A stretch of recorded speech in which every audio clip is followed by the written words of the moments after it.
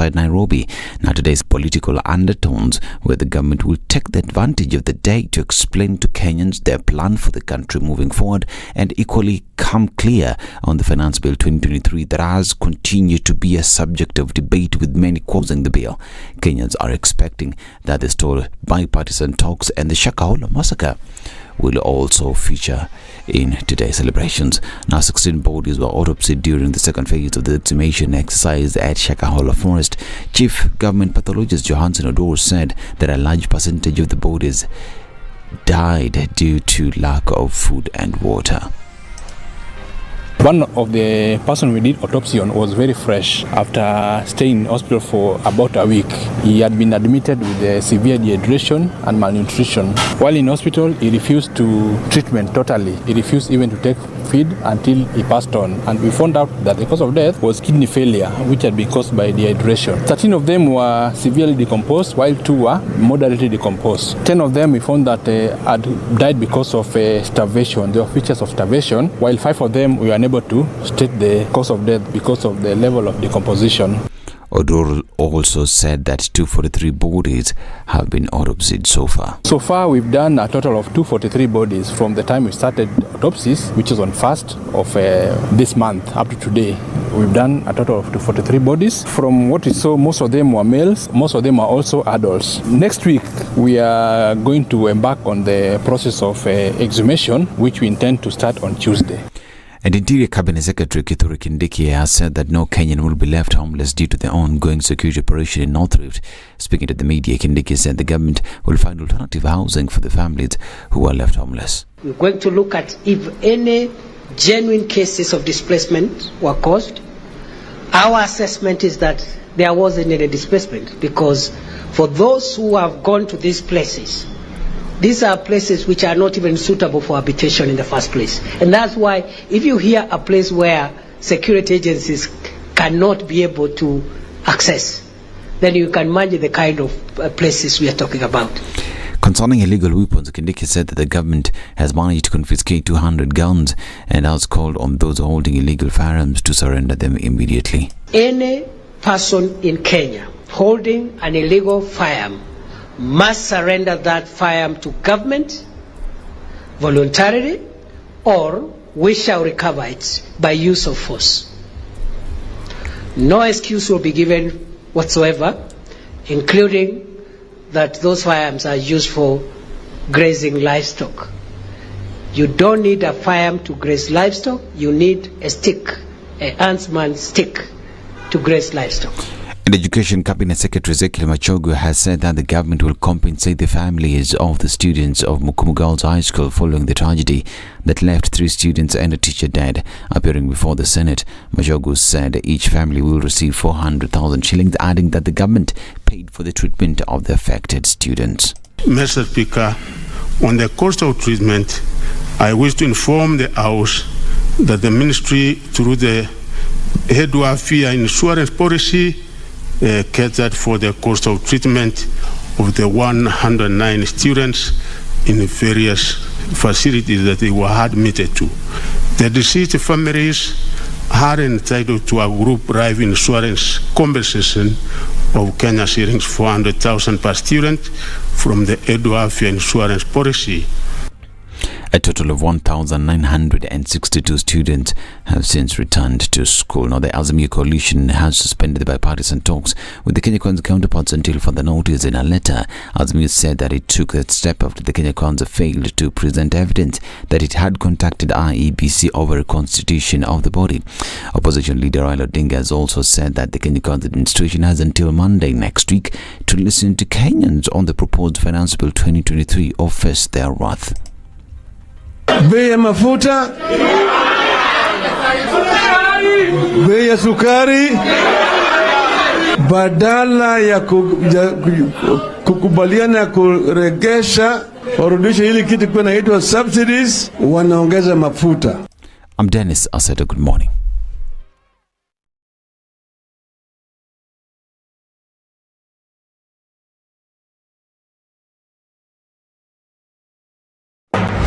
The following takes place from 6 a.m. to 10 a.m. every weekday on Spice FM. Revenge is for children. It's for kids. When you grow up, you realize the best revenge you can take on somebody is to ignore them. Now, I'm just new in politics. It is not everybody's cup of tea. That's why some people come in one term and that's it for them. Political parties in this country do not have ideologies, whether luring or otherwise. And that is the effect of corruption. Any time an offense occurs anywhere in the country, it is the job of the Inspector General to look into it. Whether it's corruption, whether it's murder, whether it's petty, that is his job. If we have chosen to be a corrupt nation, then we produce corrupt leaders. Everything then becomes chaotic that you cannot be able to change a nation. The Situation Room, Kenya's biggest conversation.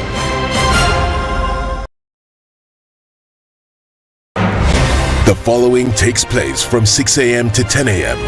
every weekday on Spice FM. If you go out of this country and come back the same person, then you have a problem. Buy land, 1 million. Put it there for 5 years. What's the purpose? It'll have increased in value. No, that's the thing. That's darkness. That's an eclipse. You don't do that. I hope you don't believe that a hustler is a poor person or that all hustlers are poor. I've seen that conversation. Tell us, who is a hustler? Who's a hustler? Hustler is a person who is making a living through hard work. Corruption in Kenya is a political accusation. The people who are actually corrupt are not pointed fingers at. Kenya is not free. Kenya imeshikwa na mateka. It's under siege. Have you seen that lodge on Nyeri Road? Very high fence. You can't even windows sleep inside. Up near the ceiling. Yes. And if you walk there at midnight, you see bats the size of cows. And when it rains, it doesn't rain on that building. Yes. When you're at All Saints and it's raining, it doesn't rain on that building. The things people will believe. The Situation Room, Kenya's biggest conversation. This is one of the hottest show that we can ever miss in the morning, and it's a show that really gives the real situation in the Situation Room. Pleasure to be here. Thank you guys so much. Nduthai, nice meeting you. Even beautiful in person more than in photos. Say that again. Character is like pregnancy. You cannot hide it. People hiding here and there, but after 2-3 months, 5 months, now you realize, so that is why the attitude that you are showing us, you're pregnant. It's like what my grandmother would say. You cannot pickpocket a naked man. How's that? It's communal, isn't it? No comment. The Situation Room, Kenya's biggest conversation. If you go out of this country and come back the same person, then you have a problem. Buy land, 1 million. Put it there for 5 years. What's the purpose? It'll have increased in value. No, that's the thing. That's darkness. That's an eclipse. You don't do that. I hope you don't believe that a hustler is a poor person or that all hustlers are poor. I've seen that conversation. Tell us, who is a hustler? Who's a hustler? Hustler is a person who is making a living through hard work. Corruption in Kenya is a political accusation. The people who are actually corrupt are not pointed fingers at. Kenya is not free. Kenya imeshikwa na mateka. It's under siege. Have you seen that lodge on Nyeri Road? Very high fence. You can't even windows sleep inside. Up near the ceiling. Yes. And if you walk there at midnight, you see bats the size of cows. And when it rains, it doesn't rain on that building. Yes. When you're at All Saints and it's raining, it doesn't rain on that building. The things people will believe. The Situation Room, Kenya's biggest conversation. I don't think we're going to have a problem with that today. It is Madaraka Day. Good morning, and it's Thursday. Very little happening on the roads this morning. Likely to be that way for most of today, as most folks are chilling. And it is the 60th, the Diamond Madaraka Day celebration. All right, so we'll probably see some movement in the CBD later. For now, it looks pretty good. Wherever it is that you're going, you'll be all right because the streets will be more or less empty. So please be very careful regardless. Let's take a look as the morning breaks and see what happens later. Talk to us through the morning on Spice FM KE on Twitter.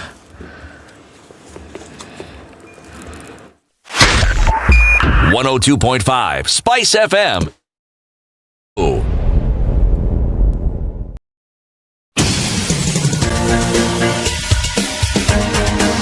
This is The Situation Room, the home of hard-hitting political commentary and penetrating insights about the state of the nation. This is a talk radio experience like no other. The Situation Room, a place for hard truths, debates, and elevated conversations. The Situation Room, witty, political, engaging, deep, controversial. In the room, we have C.T. Muga, researcher, academic, seasoned political observer, a fountain of wisdom in these politically uncertain times. Ndu Oko, Nigerian by birth, Kenyan by choice, communications expert, Pan-Africanist, a truth seeker and believer in people power, and Eric Latif, agent provocateur, the man in the chair, seasoned journalist, news hound, a man who believes in punching up, not down. This is The Situation Room, the only way to start your day. Biggest conversation. Happy Madaraka Day. Happy 60th. Madaraka Day to all the people of this great republic of Kenya. Ndu? Hujambo? It's Jumbo. Happy Madaraka Day. Happy Madaraka Day to all of you. It's the 60th. It's the diamond one. So, twinklings and sparkles to all of you. 60 is diamond. Right. Diamonds are forever, my lord. Yeah, sure. Okay. That reminds me of Kamlesh Patni during the commission of inquiry into Goldenberg. So he was asked, so why were you dealing in diamonds? Diamonds are forever, my lord.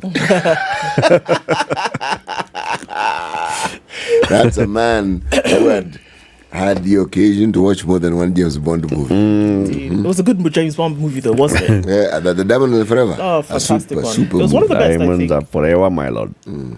Forever. City, how are you?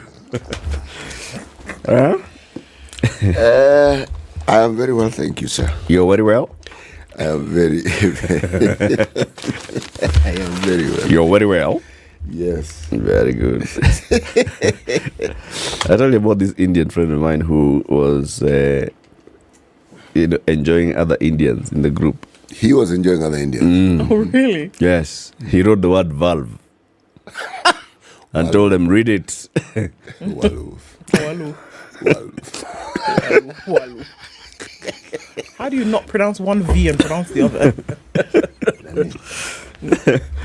Believe me, these linguistic gymnastics, every community in the world has them. Wow. That community has S and SH. Okay? We interchange them very freely. Okay?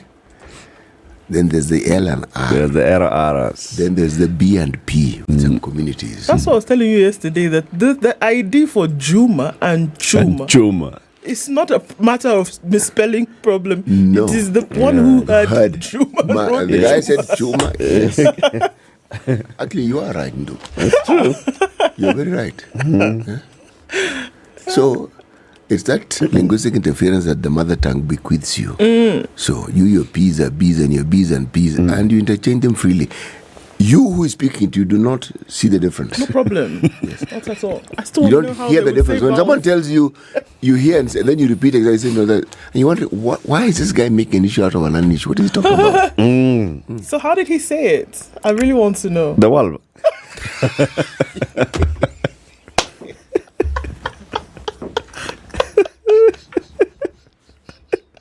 No. Valve. Oh, lovely. And then there was this other, is a Kamba. Thank you. Okay. Goes to a petrol station. It's a Shell petrol station. We're going to have a way go there. Okay. Shell has this particular specific brand of mafuta. It's called the what? V-Power. Bas. Now tell them Kamba to pronounce FIFA.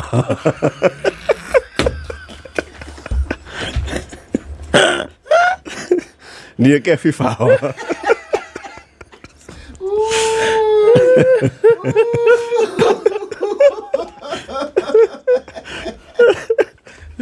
Come out to play. Come out, play. Yeah. Can you imagine an attendant whose hearing isn't tuned in to that pronunciation mix-up? Gani? Yo, FIFA. Yeah. So that's it with the cows. Of course, Kina Ednah, it's the, like you said, the bees and the peas. Well, they share that with our brothers from Western Kenya. Yeah, they also have the bee and the peas. Oh, it's pronounced. They go about it nicely. They don't even skip a beat. Kila kitu mkisia akisema atasema opposite. Opposed? Ukisema yeye anasema opposite. Opposite. Wewe ukisikiliza namna hii unasikia opposite.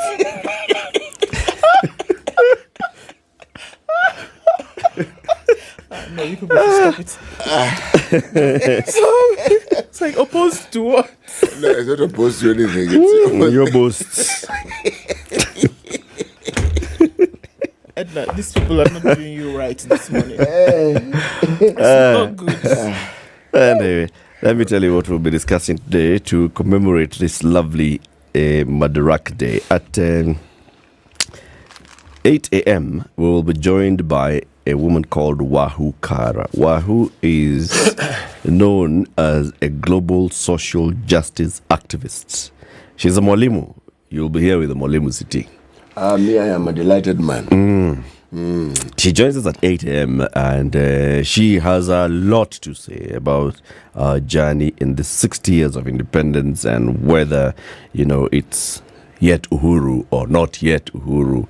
And she was among those who were very active politically in those days called the Mwa Kenya days, in the clamor for multi-partyism and multiple voices in this country.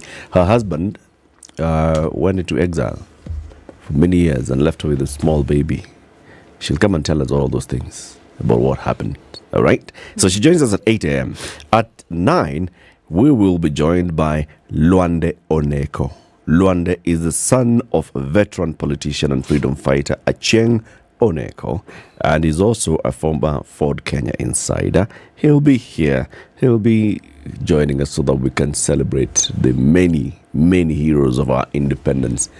Those who are celebrated and those who are unsung heroes. Yeah, that's an interesting conversation, isn't it? So it's one to mark Madaraka properly. Indeed. Yes. Kapsa, this is it. So thank you very much for tuning in. If you are online, let us know where you're locked in from. And soon after Ndu tells us about the weather forecast, we will do the shout-outs. Are we able to do that? We'll do it in a minute. Ednah's trying to do the magic. All right. So Ednah will do the magic, but you can do the weather? Okay.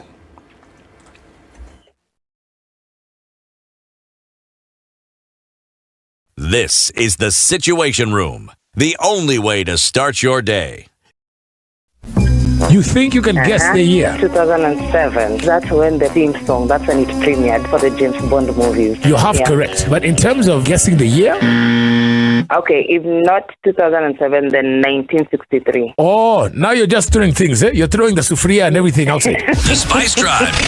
Big hair and the biggest hits from the best decade. Getting jiggy with it. Tune in to the Spice Drive with me, Edward Quatch, 3 to 7 in the PM. The Spice Drive, only on 94.4 Spice FM, Nairobi. 15 this morning in Nairobi, highs of 23 and lows of 14. We'll see lows of 14 as well in a partly cloudy Nakuru, going to highs of 24. Nyeri will see highs of 23 through Thursday, and it's 12 and mostly clear in Eldoret, highs of 25. Mombasa's cloudy at 24, and it's clear at 25 in Malindi. We'll see highs of 29. It's partly cloudy at 19 in Kisumu, highs of 28 and highs of 27 in a mostly cloudy Kakamega at 16. It's clear in Kampala this morning at 19, highs of 27 and highs of 30 in Dar es Salaam, where it's partly cloudy at 25. It's 4 degrees and mostly clear in Johannesburg, highs of 16 today. See highs of 31 in a mostly cloudy Lagos at 28. At 24, it's partly cloudy. In Kinshasa, highs of 32. Let's look out into a sunny Beijing at 27 Thursday afternoon and go to highs of 33. And we'll see highs of 27 in a mostly cloudy Paris at 16. London is cloudy at 11, highs of 19. And New York is clear at 17 Wednesday night coming into Thursday, highs of 25 and lows of 16.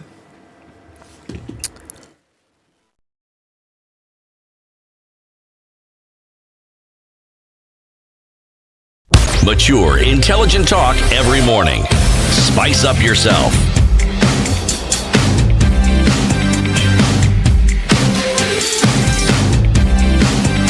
Mornings done right. 94.4 Spice FM, Nairobi. Bernard Estate is self-government at 60, and Andrew Franklin is saying good morning. Okay, well, Kijana Paulo said there's nothing to smile about this morning. What are you talking about? How you start the day is very important, my friend. Smile, please. Smile, please. John Amasangole says good morning. Happy Madaraka Day, guys. That's Sky Karish saying good morning. It's very nice to see everybody waking up and joining the conversation this morning, even as it's a holiday. Robert Zibogo says good morning. Stan Serene is tuned from Elgeyo Marakwet. Amos Freeman says Kimi Lily well tuned, so that Kenya is 60 years old. Itakula ushuru yetu kama pension. Wow. Okay. Colin Skiptai says good morning, Ndu, Eric and CT. Pleasure to hear from you. Well, good to have you here as well. Excuse me. It's Madaraka Day. Have a wonderful one.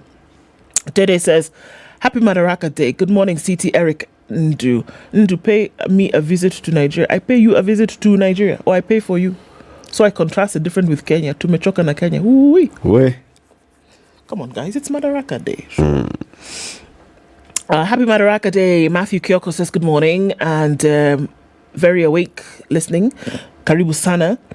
Atieno says good morning. Tuning from Nyahera in County 042. Locked in this morning. Happy Madaraka Day to the trio and to you too, Wangare. Good morning.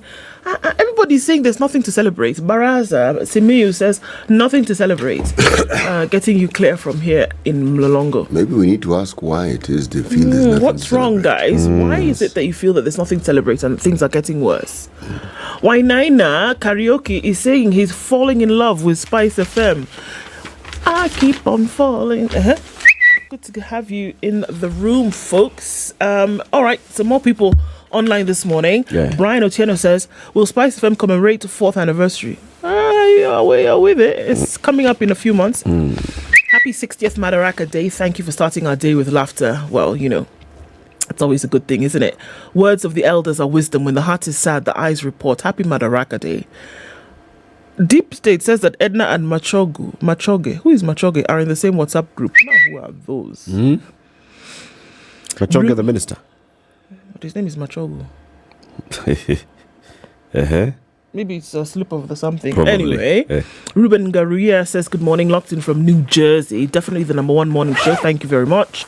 Kenya is ripe for another liberation, says James Mukabana. And Silas Kibet is tuned in from the South District. Moshav Niot Hakikar is in the Southern District of Israel, and that's where he's tuned in from this morning. Olo says good morning. Everybody's tuned in. Karibuni Sana. Thanks for joining us. Everybody welcome. City? Let's do like that. We are still in the country of Madagascar. And Did you know that? Go ahead and do. 70%, 75% of the world's vanilla comes from Madagascar. Well, I had heard that they have a lot of vanilla. They do, and it's the best. 70%. Some of the best stuff. Yeah, the world's vanilla. All the vanilla for your the world for vanilla. Yeah, they have that kind of monopoly. Baking and for your cosmetics Ice industry. cream. Ice cream. Wow. Yeah. Okay. Wow. Hiya, the proverb? When the ducks are quacking, the frogs take it as a warning. When the ducks are quacking, the frogs take it as a warning. Yes, these are one of these proverbs which, well, you can try and refute it. How are you going to refute it? Are you a duck or a frog? I mean, surely. Where are these ducks where are the frogs when the ducks are quacking? They're underwater. See what I mean? That's the reason why I'm asking. No, just listen to that question. Just listen to that question. There's a reason. It's as though I was there when this proverb was being written. Because so I can tell you that the ducks were on the left side of the house walking towards what? If they were walking, let's assume. And ducks waddle. Just for Let's information. assume that it's a pond, okay? It's a pond. And the frogs, being amphibians, at this point are underwater when the ducks are waddling about. So it's possible that they've seen some kind of danger and they start to quack, much as what, similar to what dogs would do. Dogs also quack. No, like when the dogs bark in terms of danger. The frogs being underwater cannot see what's happening around the pond where all these other animals and ecosystem is. So when they hear the ducks are quacking, they know, let's stay under this water. Because there may be something. So what was your afoot. question again? Where are the frogs where the ducks are quacking? Because if they're underwater, They're near the frog. They're near the ducks. They're near the ducks. They are within hearing shot. They're within quack shot. Okay, let's look at the headlines. Okay, fine. Bipartisan circus is what's on the front page of the Standard today. Leaders mandated to come up with solutions to the problems affecting Kenyans have turned into comedians, according to this story. It's being called a tragic comedy. There's a word for that in drama. It's called what? Tragic comedy. No. There's something else. It's called a farce. No. I'll remember and tell you in a minute. They sulk on Friday, issue threats on and ultimatums on Saturday. They resume talks on Sunday and sulk again on Monday as the country reels from a debilitating cost of living crisis. That's what's on the front page. It also comes at this Madaraka Day when independence is being celebrated and asking the hits and misses, Kenya at 60, independent Kenya, is that a true situation or not? Kindiki is warning politicians on criminal gangs and the funding headache for schools that will not go away. That conversation still to be had. Kenya's original dream, Kenya at 60, Mbali tumetoka, Mbali tunaenda, is what is on the front page of The Nation. Turning point. On a day like this in 1963, Kenya took the first steps towards independence, full of optimism for a bright future for its people. But on the country's 60th birthday of internal self-government, despite global achievements by many of its patriots, the nation's congenital challenge remains intact, thanks to corruption, nepotism, and tribalism. If the fifth presidency does not become the turning point, it will be difficult to imagine what could save the country's original dream. So there's an 8-page special pullout on this. Other stories making headlines. Rider team pulls out of bipartisan talks in Rao, and they talk about a goose that Sabina Chege has, which is now flipping because it's cooked as she's been moved. State to pay families of dead Mukumu girls students 400,000 shillings. Each? Yeah. For what exactly? Their children died, and they should. Yes. What are they paying for? Okay. Well, compensation for 1, 2, 3. We'll look into that story in a bit. I'll share it with you if we have time for the break. So we've seen another movement within PSs, from PS nominee to nothing. Ruto delists Waititu ally in changes. Changes have come again in the government. On the back page of The Nation, education, roads and debt top Ruto's first full budget, and 34,000 tons of fertilizer donated by a Russian firm have been received at the Mombasa port. Voila, c'est ça. Like that. All right, the Business Daily. Kenya hits 60 with back-breaking debt. It's basically looking back into those years and Kenya marks its 60th birthday today with more than 60% of our economy mortgaged to foreign and domestic creditors, while its life expectancy has nearly doubled to 62.7 years. Only a small percentage of this population shares in the spoils of its economic might in the region. Our GDP in 1963 was 6 billion shillings. Our GDP in 2023 is 13.4 trillion shillings. Life expectancy now is 62.7 years. Hey, it is living beyond expectation. Aren't you just a maverick? You know? Very good. And it's now the Business Daily story looks at all those things and what's happened in those years in terms of our economy. And then the other headline here, CBK chief differs with Thuge on issuing local dollar bond. Now this one is an interesting one. Thuge, when he went before the parliamentary committee and he was on finance for vetting, he said, you know what, many people are holding money in accounts and they're holding the cash in dollars. Okay? Now we need that cash. so then the cash can come. Those dollars can come to the central bank, so then we can show up our import needing. Our dollar reserves. Our dollar reserves and our import cover. But now if the money is, people are just sitting with it in their accounts there, it's not helping us. So one of the things that I have an idea for is I will float a dollar-denominated bond. So then those people can then be enticed to spend the dollars and buy the bonds and give me the dollars. And I will have the dollars. Bwana Jaronge is like, what on earth is this one? First of all, money sitting in banks doesn't mean that money is just sitting in banks. It actually doesn't sit. Not really. Banks are using that money. The banks are trading with that money. We know. Yeah. We know. Yes. Just like they're doing that with the shilling. So it's not that. So the outgoing central bank governor, Patrick Njoroge, has differed with Kamau Thuge on the issuance of a local dollar-denominated bond to stop the free fall of the shilling, terming it a slippery slope. Dr. Njoroge says the proposal is based on the misplaced context that there exists a pool of idle foreign currency deposits in commercial banks. Saying the cons of issuing a Kenyan dollar bond would surpass the pros, Njoroge warned the issuance would disenfranchise retail investors while escalating the chances for the entrenchment of dollarization in the economy. It's very hard to think of how the government would mop up small deposits from retail investors, say with 1,000 each, through a foreign currency issue bond.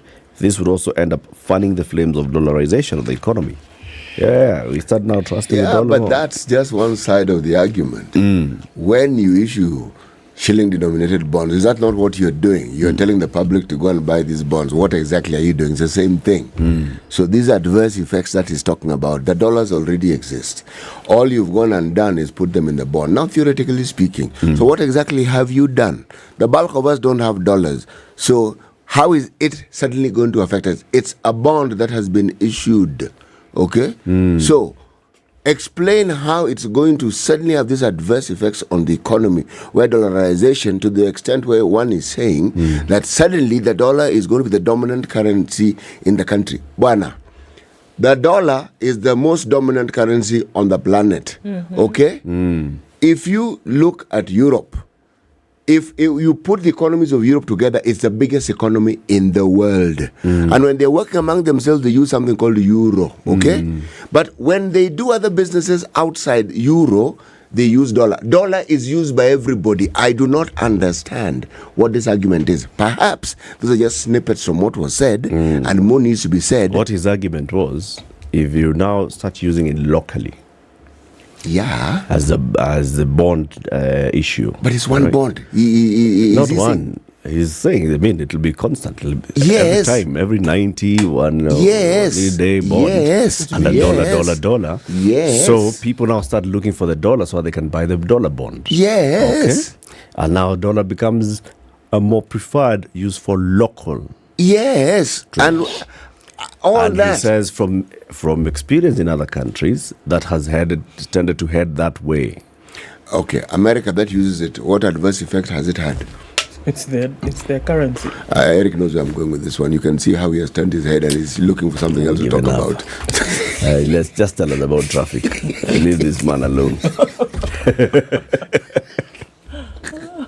It's 26 minutes to 7.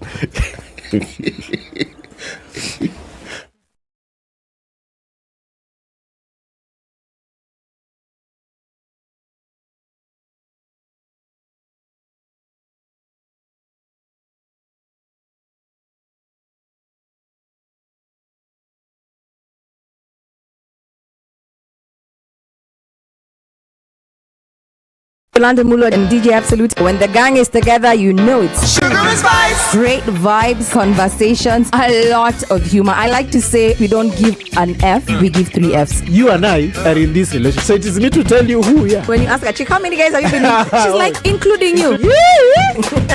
If it's fun. Mature, intelligent talk every morning. Spice up yourself.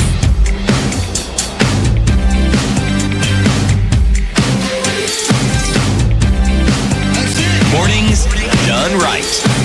94.4 Spice. Nairobi streets this morning, not much in terms of movement because folks are still under the covers and far away.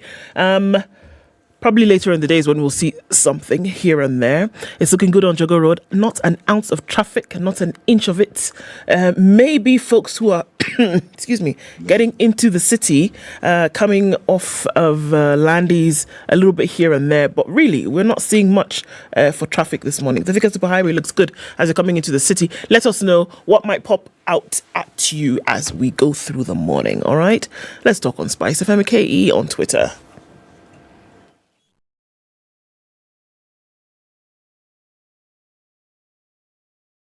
Mature, intelligent talk every morning. Spice up yourself.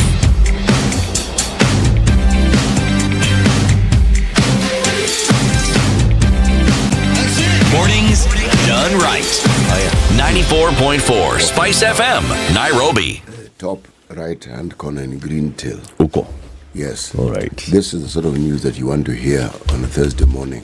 It gladdens the heart. It makes the heart glad. It makes the heart happy. And then you, as the holder of the heart, you will be glad.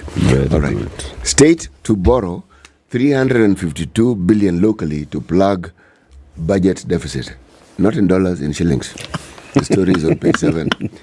352 billion shillings locally. Locally, just here. To plug budget deficits. Yes. Already there's a budget deficit. So now, we said, okay, what we do? There are many Kenyans in this country who have money. So let's tell them, Kenyans, can you please? Can you give us? Yes, just let us, so that we can do something with this money. So we can spend it. Yeah, on your behalf. To just plug this deficit. But we are not telling you it's the end. We will come to you again because somehow, somewhere along the line, there will be another deficit. We'll come to you for a plug-in. Yes. Right.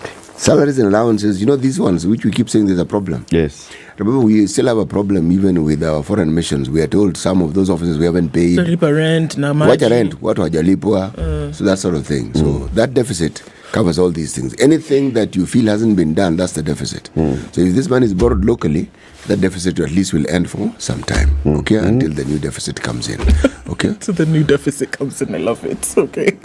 So, now that is at the headline. Now, then, also back in the middle of the paper, Ruto's major hurdle as tax laws head to court, meaning state has lost 2 critical cases in the past week as courts assert independence.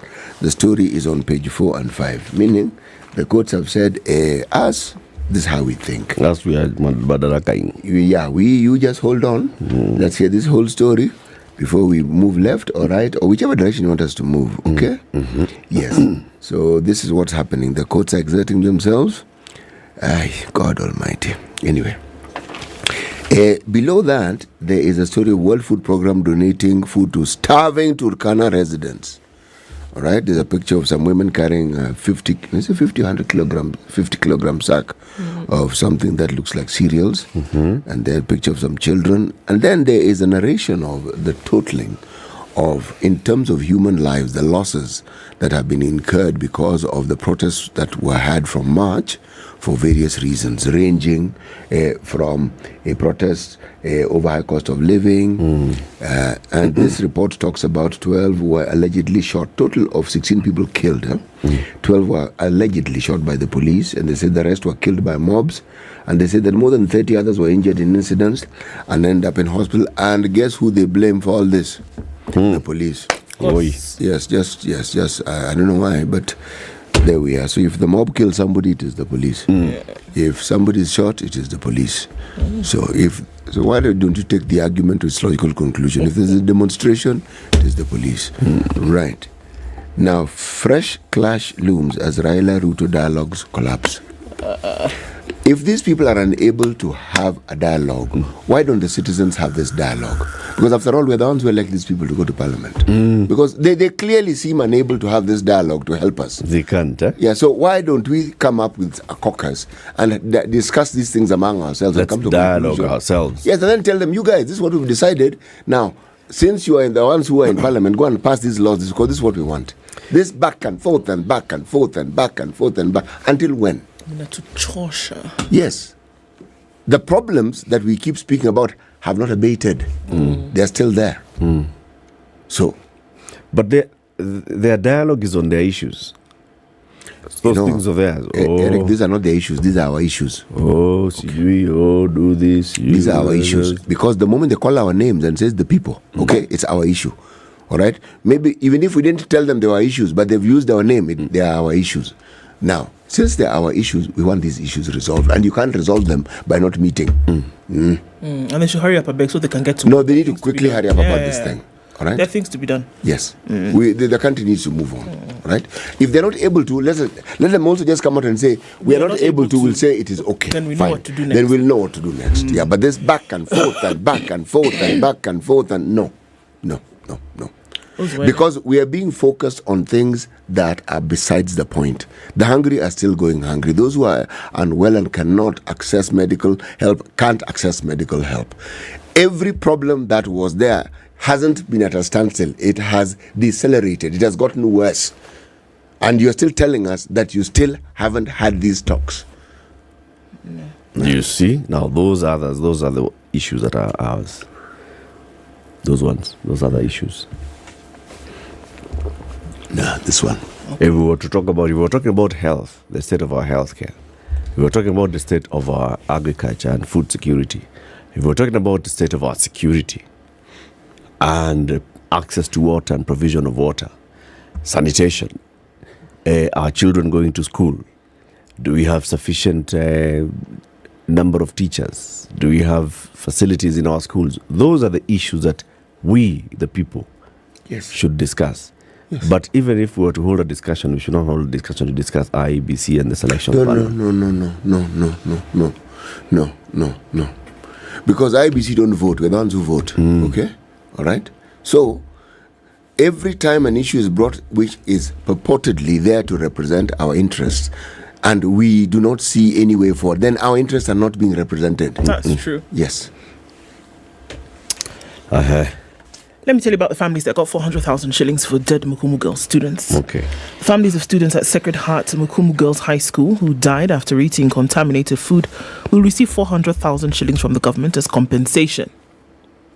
I don't know that you can put an amount on the loss of a child. That's why I asked what is the compensation for. Exactly. Education Cabinet Secretary Ezekiel Machogu has announced.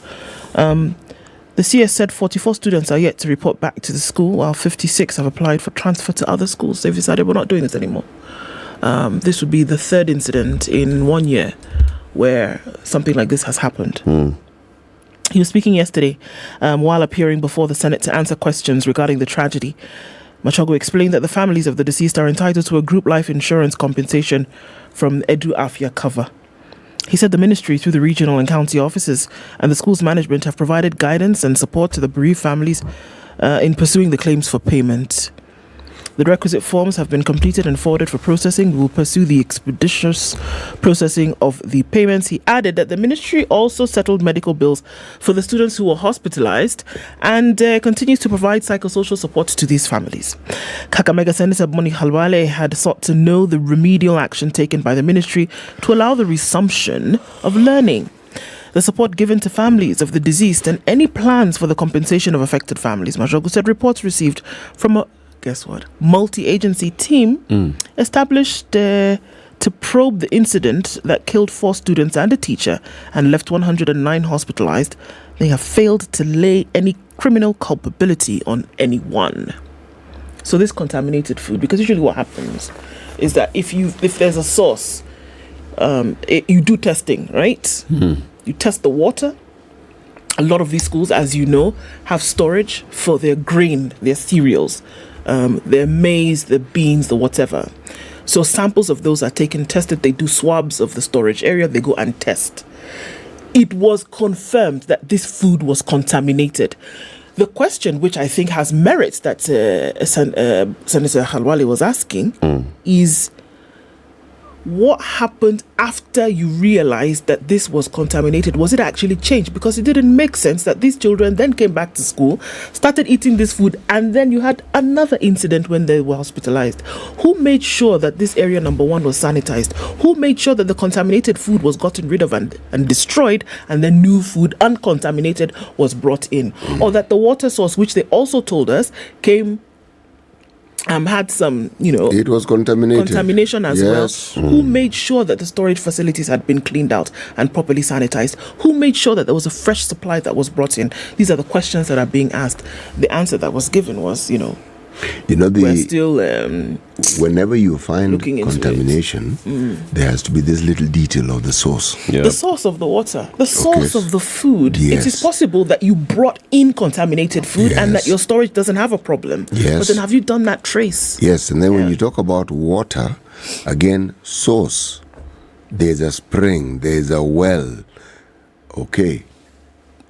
Is there a problem with that well? I mean, there are myriad questions. The head ministers will be in the eye of this storm, but the board should be in the eye of the storm as well. Because this is a matter that sometimes goes beyond the principal. The principal is the one whom everyone sees, and that's the one people are likely to blame. But there's a board. That's why you're called a management board. The first time the problem arises, what did the board do? There's a problem here because, like we said, this thing happened. So what we're talking about, 6 weeks into this first incident, right? But this thing happened last year in 2022. Before that, there was a case isolated, as they want to call it, in 2021. You have 109 plus the previous 40 who have been affected in the span of 1 year. So is there a problem at this particular institution? What's the problem here?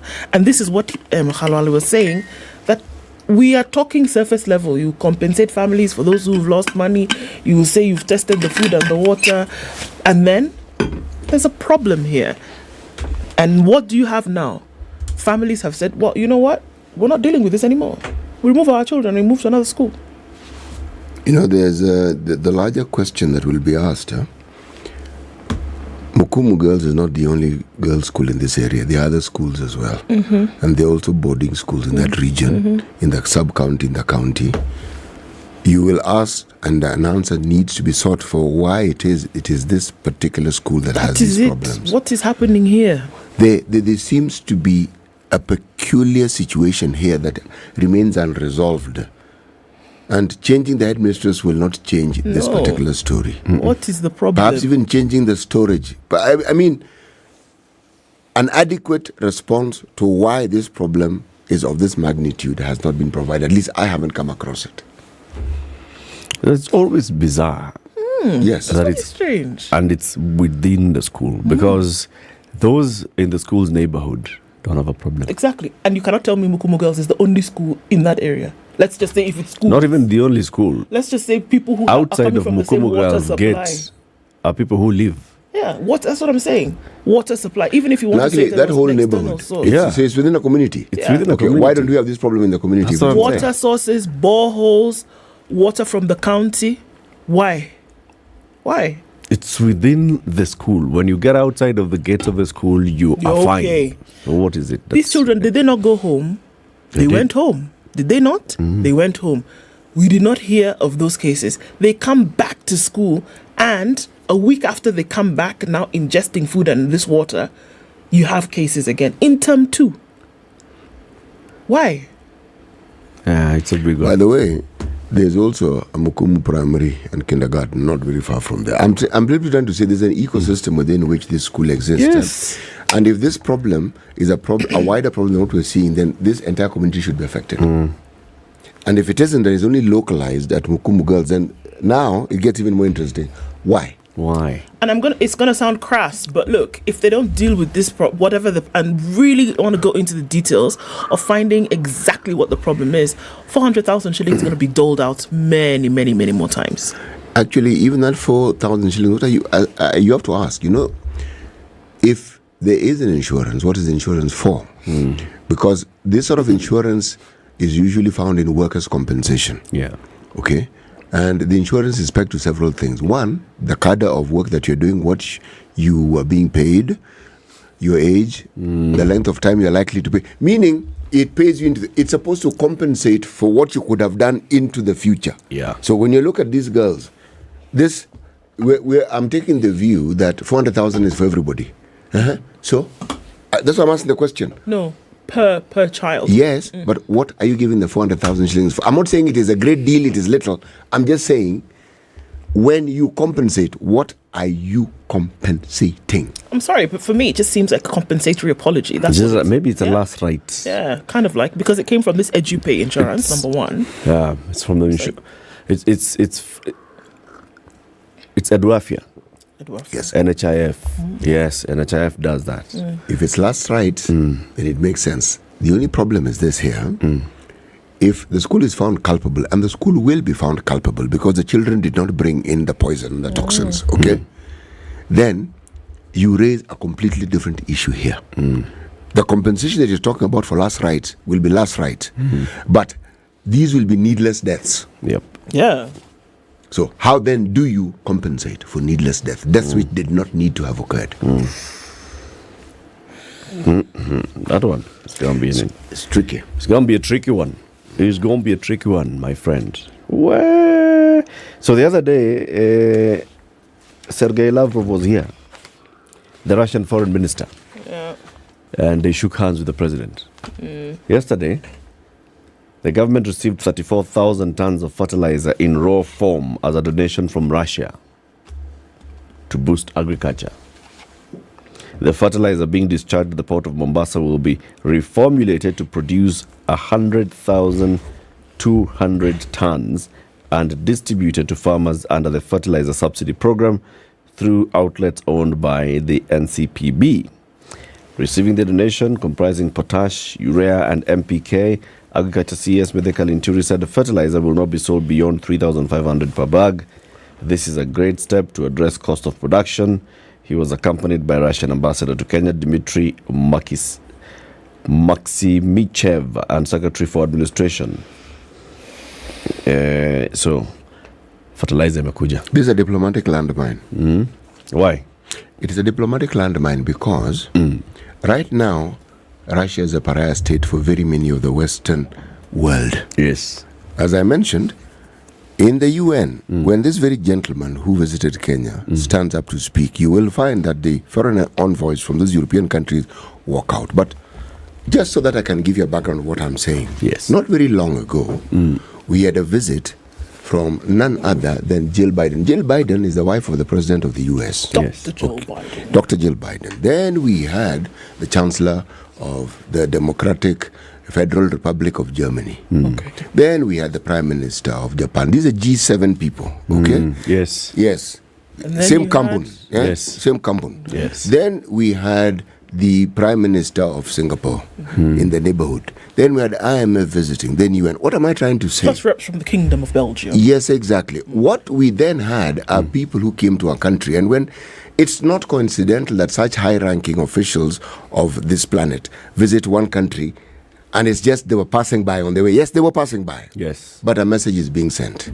Now, in the face of this, you then have the foreign minister of a country that they are not getting along with. There's no secret they're not getting along with. Diplomatically, it could be read as a slap in the face to the West. Why are you accommodating somebody we don't accommodate? Now, the same argument could be made for South Africa. There's this story of arms. But you see, the history of South Africa and Russia is long.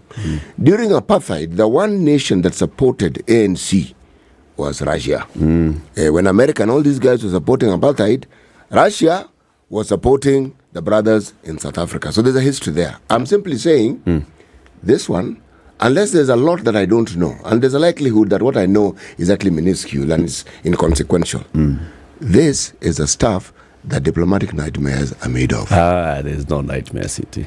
All right. There is no. All right. Listen, there's there's two sides to every coin. See, I've mentioned two. You've mentioned only one side, and you're saying we should only look at the head. I have said Kenya can flip the coin however it wants. Can it? The BRICS, yes. Kenya? Yes. No, there are countries that can, Kenya can't. Yes. Kenya has already made its statement publicly and many times on its stand on the war in Ukraine. Has it? Yes, it has. Really? As recent as when the president, who was it? The Prime Minister of Japan was in the country. President William Ruto made a statement and he talked about Kenya's opposition to Russia's invasion of Ukraine. So when it comes to that, Kenya has made that statement at the UN Security Council itself. So on its position on the war in Ukraine, that is one, it's done. It doesn't mean that Kenya does not engage. Kenya has not indicated at any point that it wants to close its embassy with any of the countries that it has diplomatic relations with. Kenya cannot not hold talks with any part of the world. Sergei Lavrov is the foreign minister of Russia. Let me say this. If the president of Brazil came to visit Kenya, he could come. Brazil if the isn't president at war with Ukraine. No. The BRICS. There's a whole axis that's forming with the BRICS. Remember? I do know that. There is Brazil. There is Russia. There is India. There's South Africa. If those countries, Kenya engaged with them, it's a diplomatic issue. All right. You know, these matters which time is what will tell. Yes. Because this one, I could fall so flat on my face, I don't recognize it anymore. Okay? But time will be the arbiter in this one. Okay. Yes. Now, there is a little matter that we find in the Standard. Okay? We're talking about talks. You know, we are talking about talks about bipartisan and whatever it is that we're doing. But Sudan has a far more serious situation. Not Southern Sudan. Sudan has a far more serious situation than the one we have here. They've been at war. And there have been attempts to get the two warring parties to get together to sit and talk. And somehow, the army that represents the Sudanese so-called nation and army have withdrawn from the talks. This story is on page 22. So, this talk that they're supposed to be having, so that they can move towards some understandable or some nicely negotiated peace, this one apparently now has ceased. And they're saying that the RSF, Rapid Support Forces, are the ones who have been violating the ceasefire. Meaning they had said, okay, no cessation of hostilities and no fighting, no firing at each other, we talk. But it looks like while they were having this discussion, some people were not adhering to this. The problem with any such internal conflict, the internal conflict is already a problem, as you can see. The aftermath. You cannot go back to factory settings after this. Hard small. Everything will have changed and changed profoundly. But then where does that leave Sudan and the Sudanese people? Because right now, the crisis is people are leaving the country and people are moving out. And the economy is in shambles. How do you recover from this? And everyone seems to have a position that they are not willing to budge from. And by the way, they are all Sudanese. And at some point, they're all buddies hanging out together, doing the same things together. You go to Darfur and do the other. You sort this one out when we have these little talks of these other tin pot African countries having problems. You and your boys go and sort them out, that sort of thing. Now, they're fighting among themselves. They are. Pity. It is. It's a crazy one. And the efforts by IGAD to bring peace to this country, we hope they bear fruit, man. Because really, they're kind of suffering, and you've seen the number of people who are trying to cross out of Sudan to get out into other countries, those who have been getting on board ships heading towards Saudi Arabia and other countries across the... You can't dare. It is just very, very sad. Very sad. Anyway, time for us to look into the news and hear what's happening on this Madaraka Day. It's 7 a.m. Sugar and spice and everything nice. spice up your life.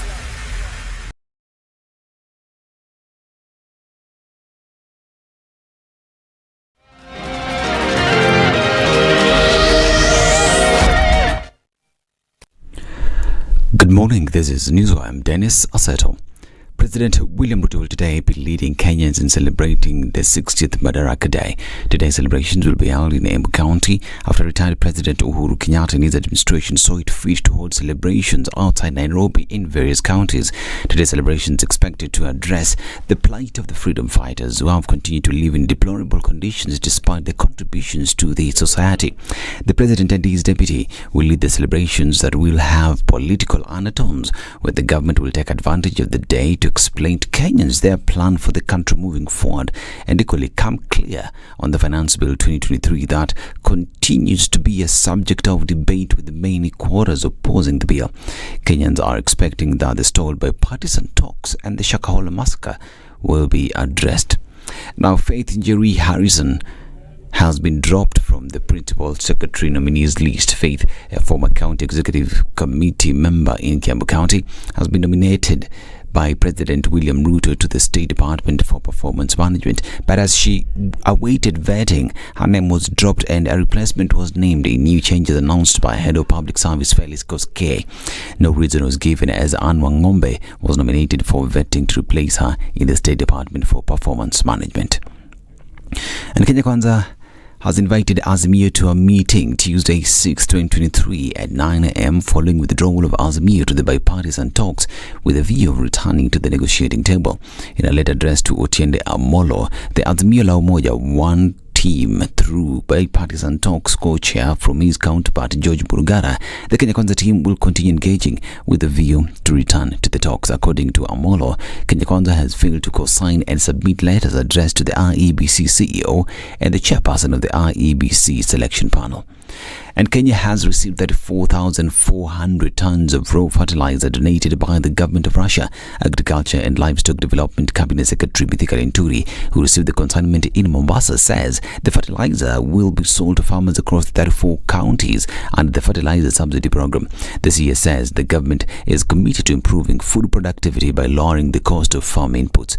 Linturi says 2.8 million bags of the subsidized fertilizer have already been distributed. A total of 100,200 tons of the formulated fertilizer will be produced from the 34,400 tons received by the country. And Kakamega County has launched the construction of a fertilizer manufacturing plant at Matawa Industrial Park in Mumias West Sub-County. The 1.2 billion shillings plant is expected to utilize organic waste collected from the 14 Lake Region Economic Bloc counties to manufacture organic fertilizer and animal feeds. The project will be undertaken by U.S. firm Regan Organics.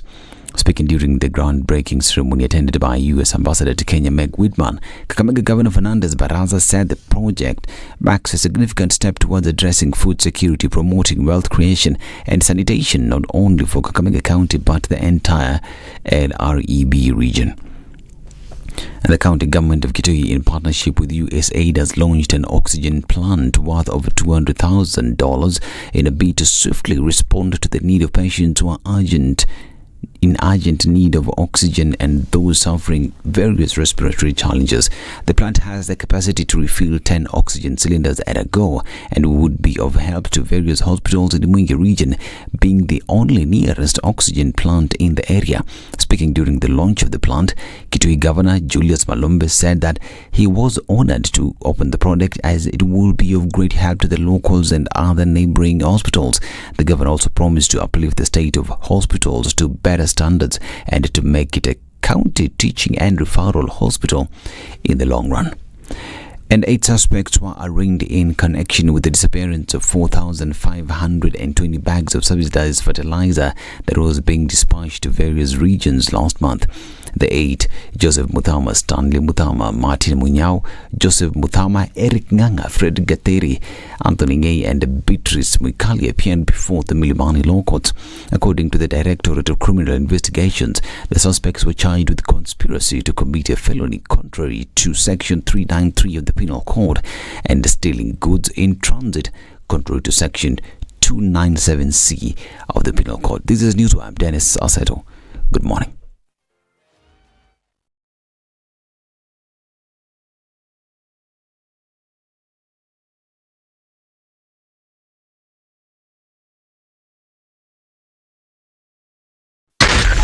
Spice FM, Nakuru. This morning, it is a free morning coming in and out of the city.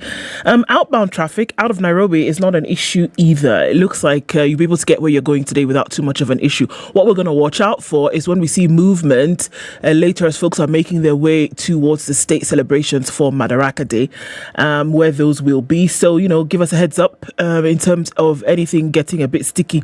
And at least we can let folks know what to do and where to go. Sawa sawa. Also, there's also the temptation to go a little bit faster today because there's nobody on the roads. Be careful so we don't get into any accidents. All right? Speak to us on Spice FM KE on Twitter. And we keep things moving regardless this Thursday.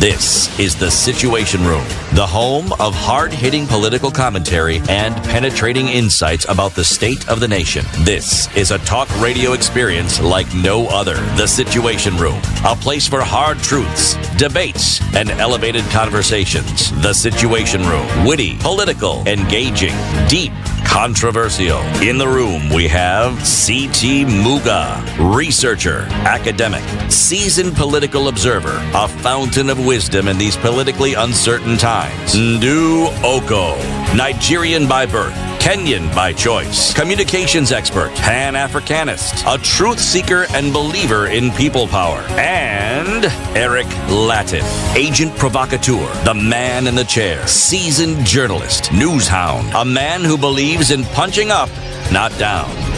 This is The Situation Room, the only way to start your morning. Happy Madaraka Day, wherever you are. We're live on Spice FM, on KTN Home, and online on YouTube and Facebook on this lovely Madaraka Day as we celebrate 60 years of Kenya's independence, internal self-rule.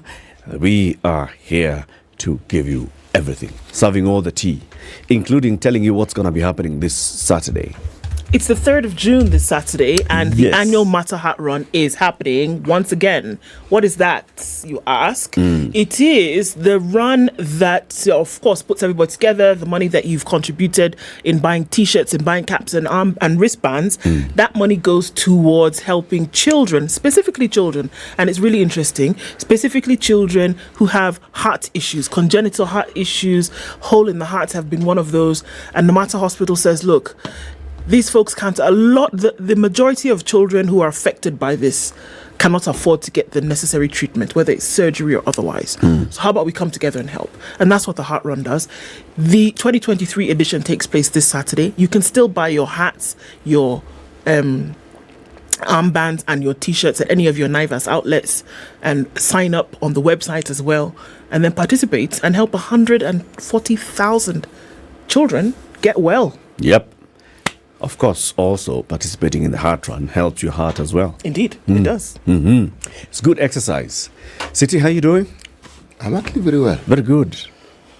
Very good. Good to see you. I was here in the morning.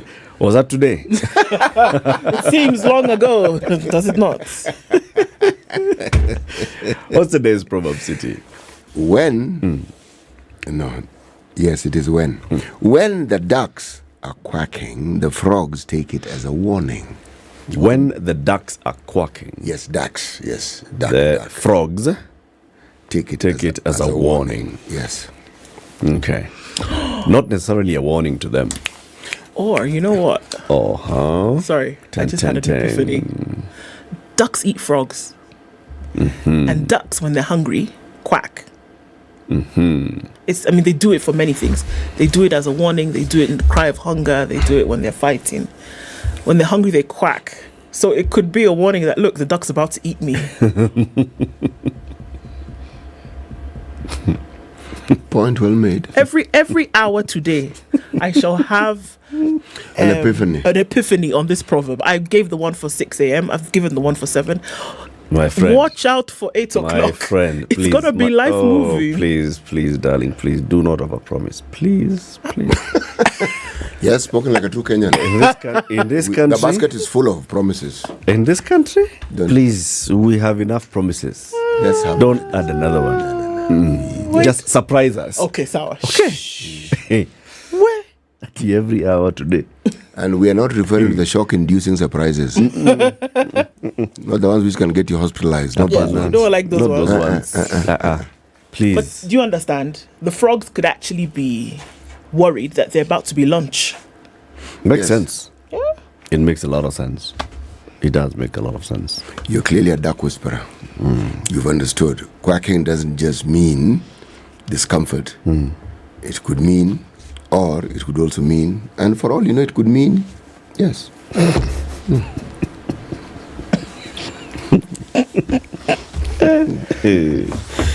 Okay. Yesterday, Interior CS Kithure Kindiki was giving the State of Security address, right? He spoke about many issues. He spoke about, he gave an update on the Shakahola operation.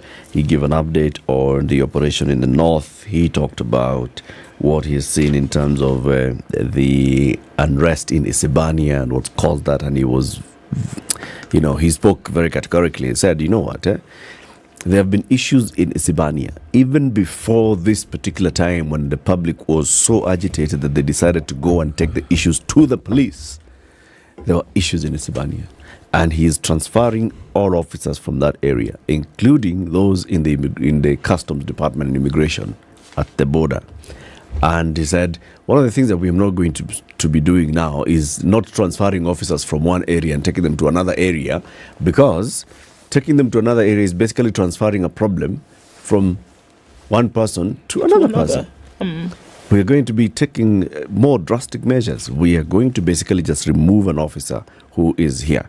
He also went ahead to talk about what they have discovered to be happening in several government offices, including the immigration department, where people have been applying for passports and now a machine has broken down, and because of now the backlog, some officers have decided this is the best time to make money. Sikuna problem. Wewe unataka kuruka line? Talk to me nicely. There's this idea wewe. And the good professor said, no. This we cannot continue doing things this way. Nope. This has got to stop. We are going to clean up this mess. We are going to make sure that people come and they get the services that they deserve and what they have paid for. Nothing more, nothing less. And he was basically reading the riot act to his officers and saying, we must serve the people. If you don't believe that you're here to serve the people, get out. Why do I get the impression that the good professor is actually trying? He's trying, right? That's what you feel. Yeah, there's a sincerity to the way this gentleman goes about his business that smacks of sincerity. Whether that will be enough to turn around this very, very, very daunting task he has before him in running this ministry is a different matter.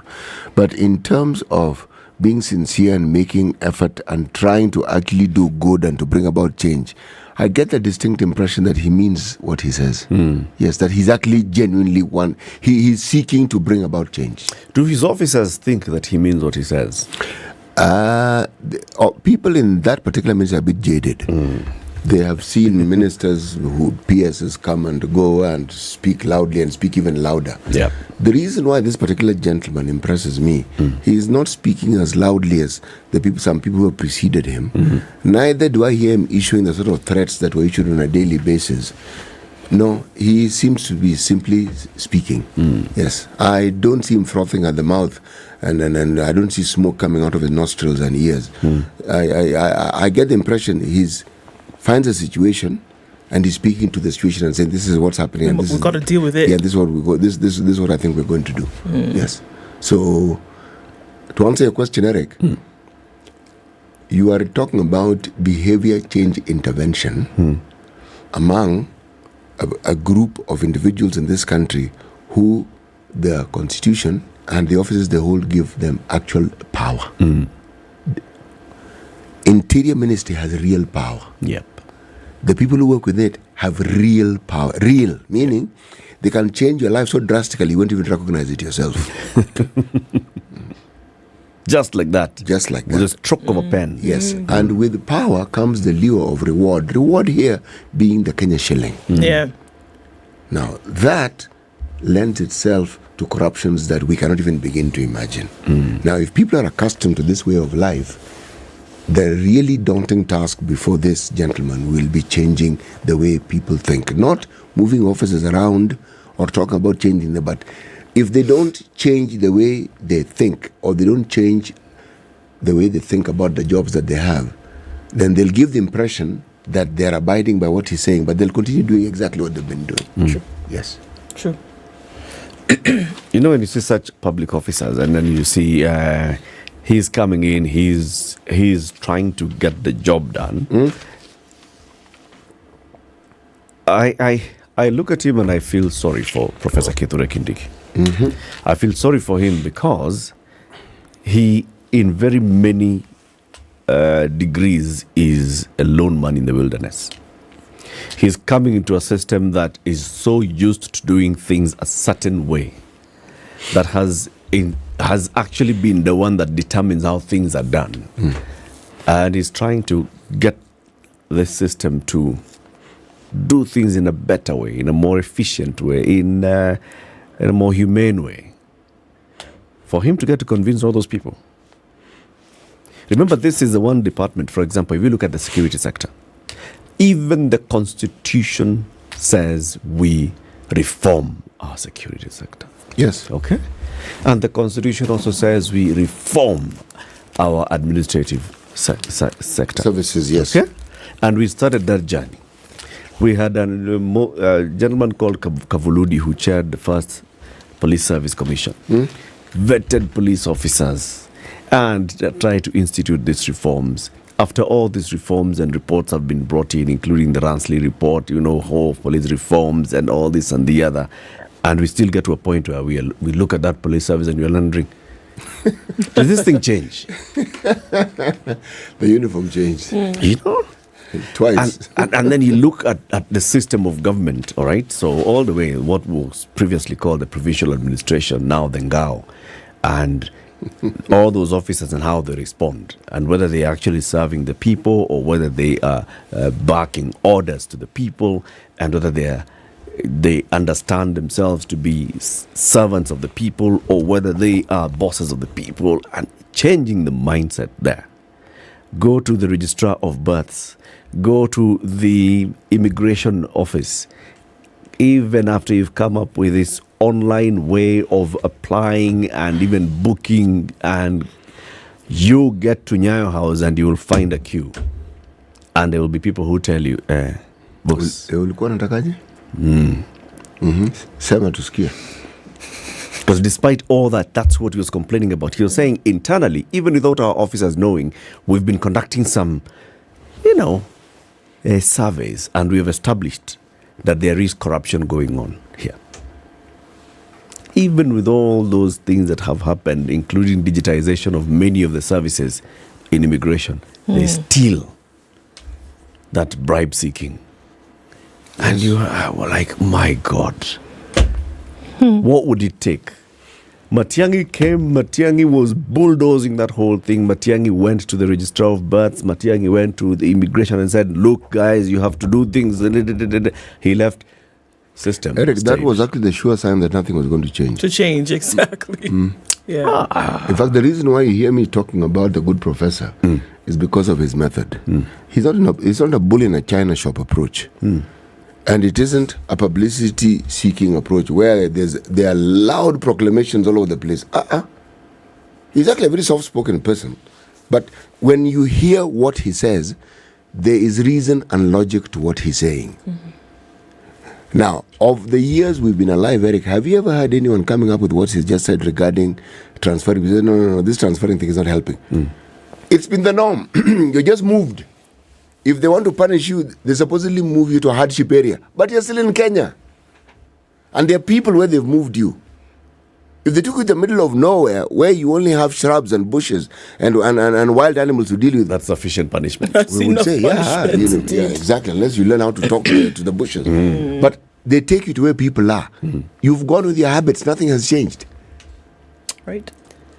But then the circumstances or the ecosystem that breeds or entrenches what we have, so long as that addressing that and changing it does not occur. You know this housing thing that we keep talking about? You know where they should start off? The police service.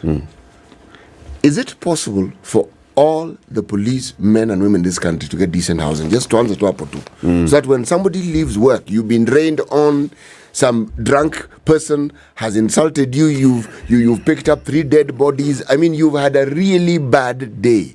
Okay? You've stopped a knife fight, you've been shot at. Instead of going to this room, which is just slightly worse than a pigsty, you go to your own house, you lock your own door, there's a hot shower waiting for you. Suddenly, going home is something you look forward to. Indeed.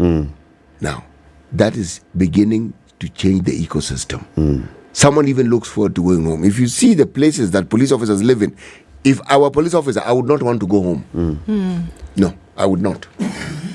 And then it's the same people you place to be the bodyguards for people who live. Yes, exactly. One person has a house that could house an entire police station. One person, that's his house.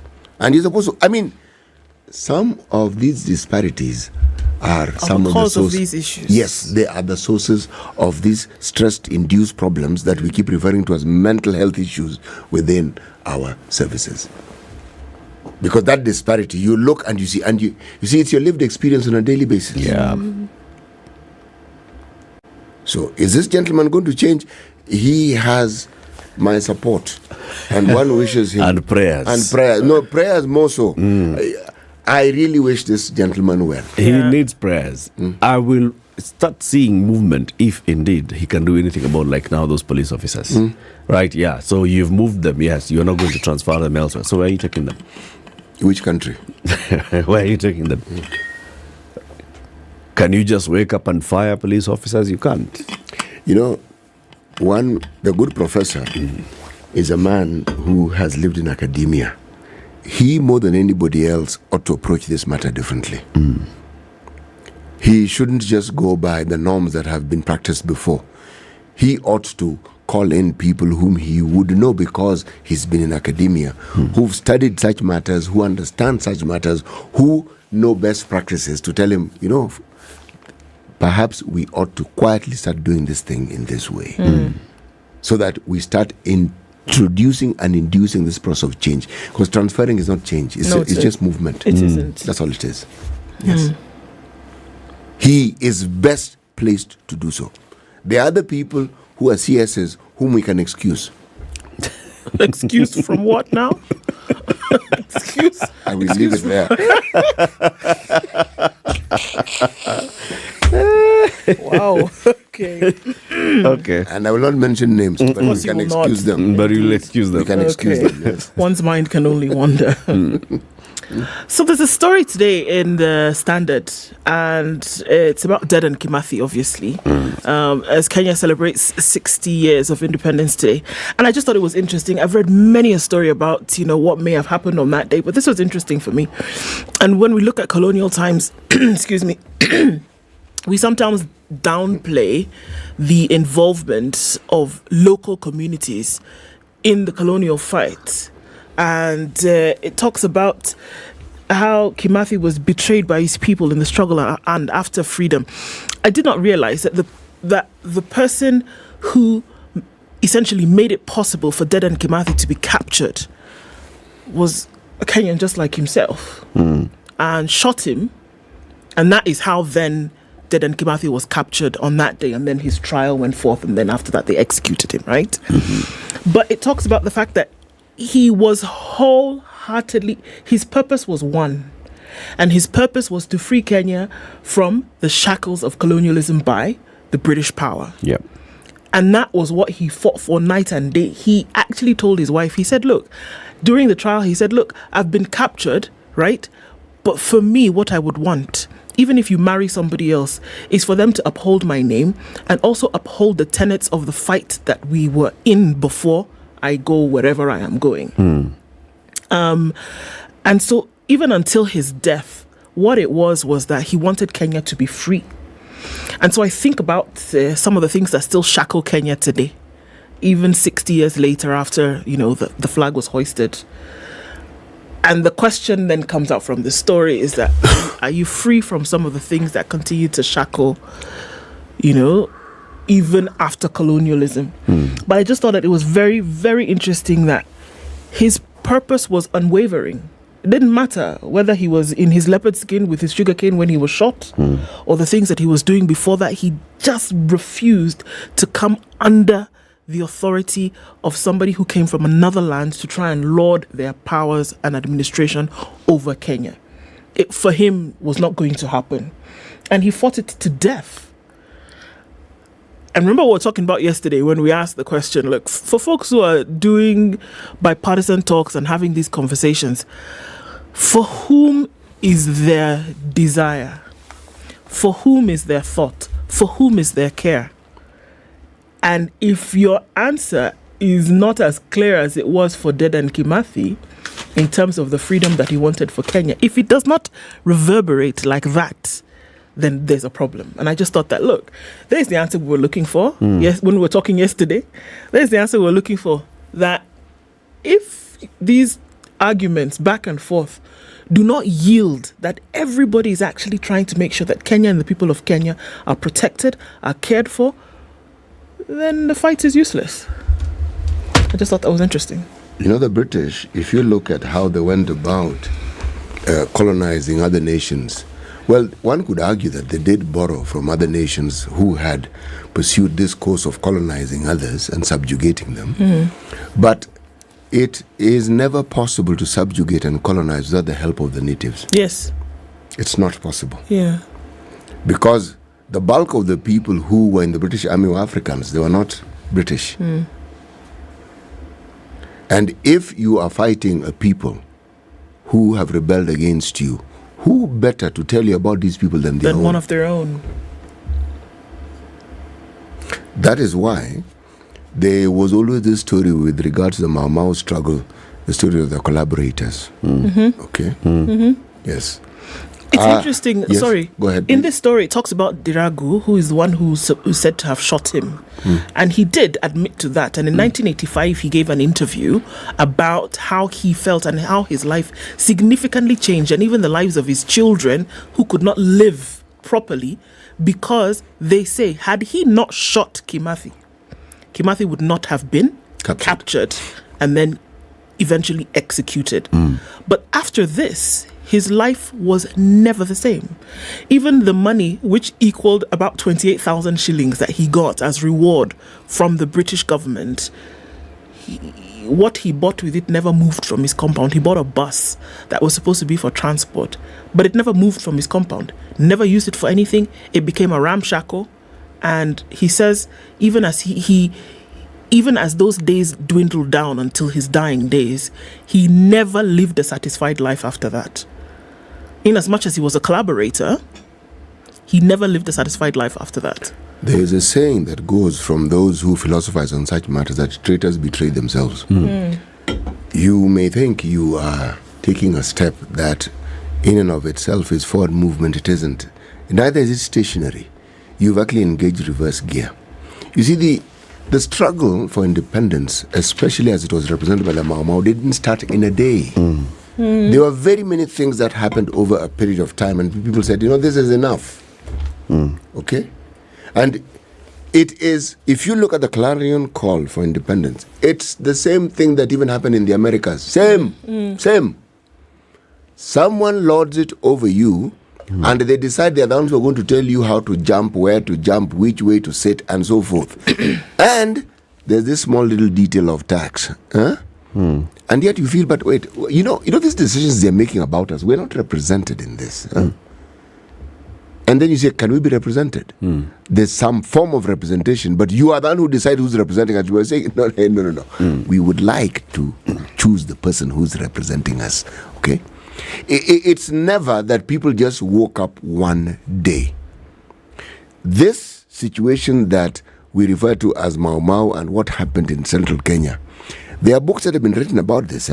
You've read of books about referring to the Gulag, Yes. okay, the concentration camps that were in central Kenya. They were actually worse than that. The gentleman called Swinnerton, you've heard me mention him here before. The Swinnerton plan was a remarkably ingenious plan because it was meant to dislodge and destabilize and desegregate and completely vanquish the cultural systems among a group of people. The age group that are the carriers and the promulgators of culture are the adolescents. Now, if you take that adolescent, the group who are just about to enter the rite of passage, and move them around so that the processes that their fathers and the fathers before them followed, that they're cut away from it, you've actually killed that cultural process. Yes. Because you've taken this group, moved them here. You've taken this group, moved them here. So you've mixed them around. So that continuity ceases. Now, if that continuity ceases, then that cohesive cultural aspect that these people had in their lives is killed. So what you've actually done, the galvanizing point culturally that they would use is not there. That's what I'm saying. Whoever thought it out was a it's an ingenious plan, an evil variety, but nonetheless an ingenious plan. Now, one of the things that one may not see is that all these things are factors that set in motion consequences. Now, this is where I think even colonizers don't realize what the consequences will be in the long run. Okay? To look at India is to understand this equation. The economy of India is now bigger than that of Great Britain. Whichever you want to look at it. Okay? And one could argue, if you look at political leadership in the UK as it's developing, as we watch with our own eyes, you could say that the colonized are now colonizing. That is me saying it, of course. Consequences. You set something in motion, and this is what is brought into being. Yes. Now, we have the misfortune that in many ways, those who argue about this say that even though we did attain independence, those who took power have struggled to maintain the same stranglehold that the colonialists had. Though that particular narrative is not entirely true. It is not entirely true. It has truth in it, but it's not entirely true. It's not it. No, it's not. It's not. We actually do have independence, and we do have a lot going for us. To understand it is to understand how, Kenya, the number of homegrown solutions we have developed to help ourselves.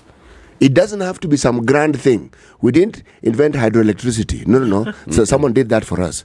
But just in the way we go about our everyday lives and how we've re-engineered how we do it. Now, that is something that under colonialism we wouldn't have done. But colonialism helped us get there. It got us there. They didn't plan to, but they did help us get there. Serendipity. Yes. 60 years of independence. That's what we're celebrating in this country today. Happy Madaraka Day, wherever you are tuned in. 27 minutes to 8. Time for us to take that break. Take a look at the weather and traffic. And also to remind you to register for this weekend's Mata Heart Run. It's the 3rd of June, this Saturday, and folks from around the country coming together and running, corporates, communities, individuals, schools, all being part of this pot where we're trying to raise 120 million shillings to be able to treat 140,000 children with heart diseases. It's another edition of the annual Mata Heart Run. Come out and buy your t-shirts at 1,000 shillings, your caps at 500 and your wristbands at 300 at any of Naivas supermarket outlets till Saturday.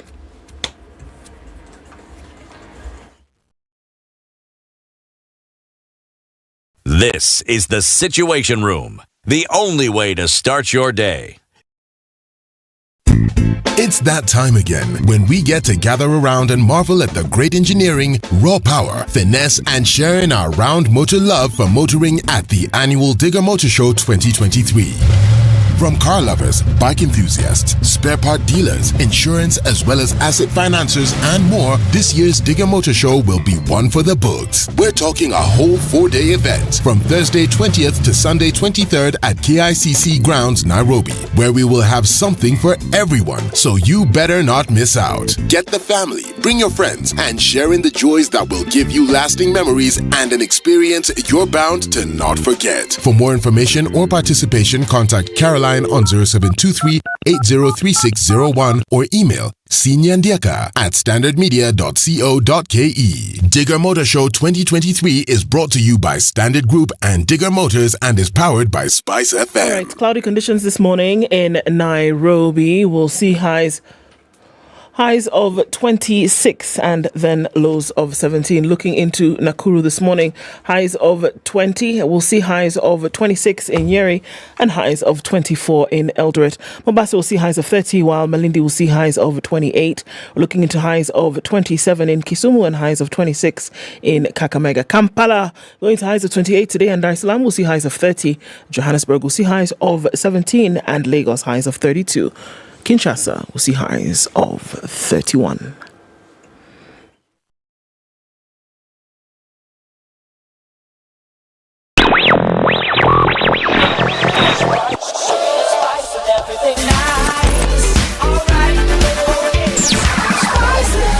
Spice up your life. Okay, so not much with traffic this morning. A little bit here and there as people are getting into the city, but nothing to be too rattled about. On the Thika Superhighway, absolutely nothing. We're seeing nothing coming off of Kiambu Road. First of its kind for a long time, obviously because of the holiday and folks are not out and about at school, at work. It looks good getting onto Uhuru Highway then and out into the city. We'll keep an eye out for when movement happens, probably closer to 10 o'clock for the Madaraka Day celebrations. But for now, you're all right getting in and out of the city in no time. Be careful though, a little bit of a sprinkle and drizzle here and there. It's going to make the road slippery, so be careful. Talk to us on Spice FMKE on Twitter.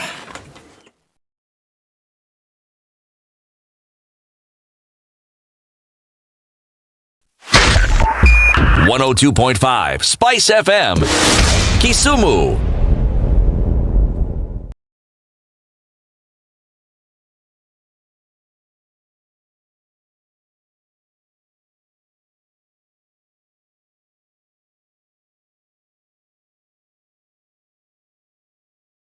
Twenty-three minutes to 8. The conversation continues right here on Spice FM this morning and KTN Home, and also on YouTube and Facebook. Happy Madaraka Day, wherever you tuned in. This morning, as people were logging in and saying hello to us, there are some who are saying they're not happy. No, a lot of people were saying, well, it's 60th, but nothing to be happy about. It's 60th, but, there's no country here. It's 60th, but it was not all worth it. I'm wondering, is it that bad? Happening? Is it that bad? And that's what City was saying. There's a lot that we can look at and see. That we've actually made some gains. That we have made gains and we've made a lot of movement. That's what City was saying before we took the break, right? But are people feeling the 60th? It's the 60th. When you reflect, what do you feel? Do you feel positivity? Do you feel just your spirits dampening? Like I'm just surviving. Yeah. As we celebrate 60, are we actually looking back and saying, all right, it's 60. I am not 60. I may not be 60, but I can feel that this country is progressing every new day. This country is serving me. This country, I am proud to be Kenyan. I am proud of the people that we are. I'm proud, and I can proudly proclaim that I am Kenyan. Can I go anywhere and say, yes, I am Kenyan? I feel proud. We have challenges, as everybody does. We have challenges at individual level. We have challenges at family level. We have challenges at community level. We have challenges at country level. But does that take away from everything else? Does that take away from the joy you have in being alive? Does that take away from the joy you have in being a member, a part of a family, a part of a community, a part of this country? Should it, City? Whether we have a positive perspective towards the situation we find ourselves in, it's really a factor of expectations, because of our lived experience. If you have lived in a country that has been at peace all your lifetime. And the only time you have a little upheaval is when you have an election, which means it's only after every 5 years, and then it ends after a few months. And then you have a few increases in prices here and there. But by and large, you get along. When you have a situation that persistently threatens your livelihood, you have every cause to be unhappy, because that change is something you're not used to. So you will look and say, if I'm looking at what I'm going through now, I can't be happy. But a perspective needs to take into account what happened before this particular period that you're unhappy about. Because prior to that, if the situation you're in is what had been the norm for the last 7 years, then or 10 years, then there wouldn't have been much to complain about, because that would have been the norm. It is not the norm. That is why we have a problem with it. It is something that is an anomaly, and we don't like this anomaly. It makes us uncomfortable. It makes us uncertain of the future. Everything is up in the air, and we are not very certain about how we are going to conduct ourselves next, or what it is we're going to do next. And that is what makes us uncomfortable. Things which we had assumed we could take for granted, we no longer can. But what is unspoken of that makes it worse is, again, we compare. People who thought they could live in a certain way find they cannot. And yet they find the others who are living just as well, if not better than them on a daily basis. And they wonder, but how is it that some people are able to do this, and I, a citizen of the same country as them, working just as hard, if hard work is the yardstick you use. And somehow, for all my hard work, my life just seems to be getting worse. How is that? How is it? Yes, exactly. Now, when it's widespread, Professor Juang said something interesting the other day here, when he said, the middle class are at a precipice. My word is precipice, where they are beginning to feel things that they've never felt before. So their voices are now being included. They're not just Twitter warriors anymore. They're feeling, And the example he gave was the public servants demonstrating and saying, says, when you get to that point, then it means that the middle class has started feeling the pinch. Now, if they've started feeling the pinch and joining the class of Kenyans who want to demonstrate, then it means it's something that one should take very serious note of. Is anybody justified in their feeling that, things are just not, tip-top shape right now? Felt that life has gotten significantly harder even over the last 1 year, and you feel like, okay, you can tell me to be positive about everything and say that, look, things have gone progressively well compared to how they were 20 years ago, and still feels a little bit bad, for whatever reason. Is anyone justified in that feeling? Of course they are. And I would say yes. Yeah. Just from the things that you've said, absolutely. Just from the things that you've said right now. I mean, sure, you can say, look, Kenya's done well, and it's rainbows and bunnies. But there are those who are living right in that place where you're speaking of, that you look around you and you say, oh my goodness, I've not really been able to move from this point. Whatever is said that there will be access for, I've not been advantageous. I've just had a very rough time. And that is a story for a lot of Kenyans today, that it really doesn't matter the things that we want to tout about and give acclamation to, but there are people who are having a very difficult time. Whether you want to talk about economically, what they're able to do, provide for their family while living within the borders of this country, and that they would hope for better things. They would hope where you don't have to come back to the market and ask for taxes, that you would not have to come back to people and say, well, pool your money so that this and this can happen, that you should be able to take your shilling to the market and get enough to feed your family, that you should be able to wake up in the morning and be able to fend for yourself, that go and do a trade or do a job that will allow you to provide for your family, do the things that are necessary, and maybe have a little bit left over to sink into something. That's a desire of everybody, and it's not complicated, really. So when you're not able to do that, when you're not able to do those basic things, I can then see why somebody would have a negative outlook. I can see it. You look at these nations we refer to as developed nations. The fundamental difference you could say that they have from us is that the undertrodden, the most disempowered, economically disempowered member of that society may not necessarily receive help there and then, but there is a plan and there is a system and there's a process and there's a program through which they can receive help. Yeah. They may not necessarily want to. Like these houses that this government is talking about, these nations have such houses. Now, you may not like them. You may call them names, whatever you want, but they exist. Government housing. But they exist. Meaning it is possible for someone who is at a certain phase or stage in their lives to be able to go to such places. There are agencies that ensure that they try and find placement. All sorts of, meaning there's a system. If you fall sick, there is also a system that ensures that you will not be left the vagaries of life. The possibility of you being able to receive health care exists. Now, when that is taken care of, you then have a situation where people feel that they have a government which actually works. They may be going through a difficult time, but this government works. But when you have a social support system that is based on your children, the relatives you have, then you have to ask what role the government is playing.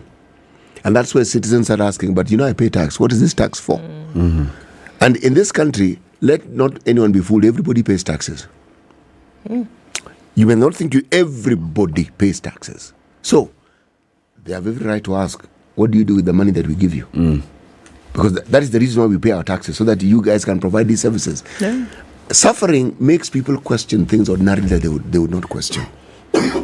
It makes them ask questions about themselves and about the situation that they find themselves in. Like this narrative that Kenyans have that we are the strongest economy in East Africa. That is going to be a story of the past at the rate we're going. The way things are going. The way things are going. It's going to be a story of the past, yes. Because other countries around us have watched us for decades, and they have observed and seen what we do. And they are doing exactly what we say we are doing, but we don't quite do. Them, they are doing it. But when we complain about all these things, yes, as we ask ourselves, so there are very many people who are sitting and they're just feeling, things are not working. Things are not going the way they ought to be going. This country, the dreams and aspirations of the people are actually not being realized. The full potential of this country is not being realized. I'm sitting back and asking myself, but it's not an external force that is at play here. It is things that we ourselves are doing, or things that we are not doing, that things that we could do that we are not doing. What is it that we can do to make the situation better? What is it that we can do to right the ship? What is it that we ought to be doing? How can we focus on okay, so yes, this is where we are. What can we do about it? Because we cannot be sitting here and saying this is where we are and then waiting for somebody else to do it.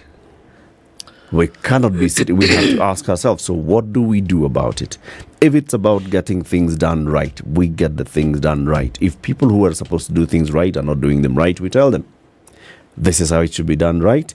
Get out, let's put somebody who can do it right. Not get out and let's put somebody who can do things right by us. No, that's interesting because, we started the show this morning. We said it in a kind of like, we were joking about it, but it's actually quite serious. Whereby you say, and that is the thing. And from the beginning of this year, I said to myself that there are issues where you can participate. There are spaces where you as an individual, for the governance of your nation, can actually participate. We cannot sit back and let a few people have a conversation about that which involves you as a Kenyan and think then that is okay. So when City was saying, people, if you're not interested in sorting out this thing, then tell us and then we can see what to do next. But it's true. That is true. That it cannot be in the minds of just a few that they will discuss how things that matter to a majority of the population then will be decided without your participation. And then you reserve the right to come and complain later. Absolutely not. I can understand that the exercise that allows you to practice this is the exercise that comes every 5 years in voting. I get that. But guess what? In between those 5 years, there is a year of 365 days where you can be involved in what happens. That these decisions are being made, these things are being said, and when I just sit and say, okay, and no, you're right. There is something that can be done. There is something that can be said. There are, lines where we can actually participate. And I think that, unfortunately, it's the easy route to complain about a situation. It's easy. But getting involved is difficult. It's time consuming. But I think we have seen examples of nations that have been built because of citizens participating in the governance of it. We've seen nations that thrive today because citizens have taken control. You know, you're a clairvoyant. You are a clairvoyant. You know why? There is no better day to talk about the things you need to do to bring about the changes you want than on a day like this. You're unhappy. List down the reasons why you're unhappy and what's making you unhappy. List all the terrible things that you'd rather not see. List everything that you'd like to see different, and list the things that you'd actually like to see. And ask yourself, then what do we do to get ourselves here? Because Madaraka Day, self-rule, what was this about? It's a culmination of many years of struggle that got us here. So if we are celebrating 60 years and you're not happy, then if you don't do something about it, those who got us to Madaraka Day did something about it. Yep. If we don't do something about it, then our grandchildren, who will be in their 60s then, will be looking back and saying, hey, we had some useless ancestors. Okay. How come they didn't get it? They just sat back and complained. And talked about it and whined and complained.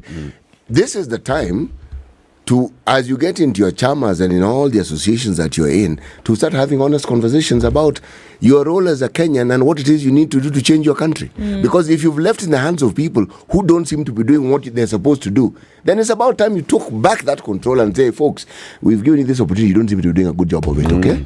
Now, unless we agree on how we want our lives to be run, we will tell you to leave, and we'll get others whom we think can do this thing better than you, please. Exactly. Yeah, yes. We need to define what we want. Yes. Right? So that then the people who we've given the responsibility to do things on our behalf, when they don't do it, then it's clear against what we are judging them. Yes. If they don't have a clarity of what their job is, it's because we haven't given them that clarity of what the job is. Yes, we don't actually. We've assumed that they're the ones who set the agenda, our agenda, and then they do it as they see fit. They do what they think is the job. Instead of doing the job. And it's because we haven't told them this is the job. It's because we haven't actually clearly shown them that we understand what the job is. And this is why I gave you this job. Yesterday, I was there was a news item on TV. There's a village somewhere in Kisumu where people are completely annoyed about the state of a certain road. It's a 20-kilometer road. I don't remember the name of the road. It's opposite some place. Opposite. Those guys have poured out onto the road. Yes. It's a mud patch. All right. And they've gone and they've started planting. You know what people do when they're angry about roads? They plant bananas on the road. And they said, this thing, it's a farm. Call it what it is. It's a farm. It's not a road.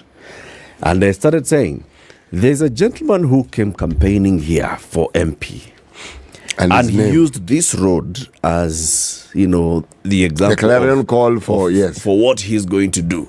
And he said, when you elect me, I am going to make sure that I rally for this road to be repaired.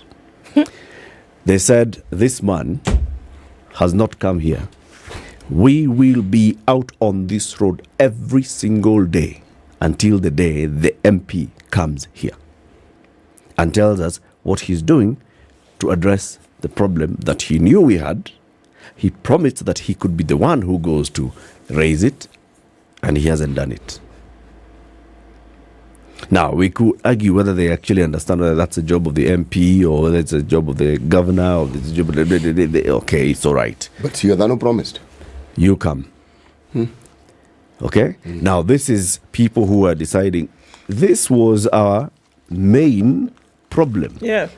You sounded like you understood our main problem. And for that reason, we gave you our vote. Absolutely. To go and champion so that our main problem can be solved. Can you solve it? Now, that is how we usually are as a people. And it's not just once. You see it all the time. People are unhappy about the way a certain school is managed. They come out with twigs and they say, this school, we want to change. If we are all like that, if we're all clear, this is what we want to see done. If we're all clear from an individual point of view, I do not want to participate in something that is wrong. I do not want to participate. I do not want to sit here and my neighbor has started working at the county government and within 3 months' time he has put up a 20 million shilling house and I go to his home and hey, that's good. Umeendelea. If we say we are not going to do that, we are not going to entertain the thief who comes back to our village with stolen goods and we sit back and we actually wait for him to distribute that to us. If we all say that, then we are taking this Madaraka seriously. Otherwise, we just keep complaining about other people, but we don't take the personal responsibility. It's a problem. I want to repeat that example I keep giving. In a village, everybody knows everybody. Everybody knows that boy who was not doing so well in school. Knows that boy who KCP came, didn't do well, transition to secondary 100%, blah, blah, blah. Form 4, didn't do well. Stayed in the village for a bit. Started being the chicken thief. Everyone knew. If so-and-so is passing by, watch for the clothes that you are hanging outside, watch for the chicken, look, make sure that everything... Be on the lookout. ...is where it should be until he passes. If you have a family function, this is a person that you do not want to be close to the neighbors' handbags and, you are constantly on the lookout. There are some people who are told, they've been watch assigned, so-and-so. Watch so-and-so, make sure. Then suddenly so-and-so leaves the village, goes away. Comes back for December, he's driving a car, he has a pot belly, he is dressed this, and you're like, hey, what's going on? Same guy whom you know was the local thief, has gone away, has come back, he is now driving, he is rich, and there's nothing like this is what he does. This is the job that he got. Nobody knows what he does. You can't actually put a finger on it. You can't. But he's involved in some activities. That community then starts calling this man to come and be the guest of honor at a church harambe. The people who called him thief.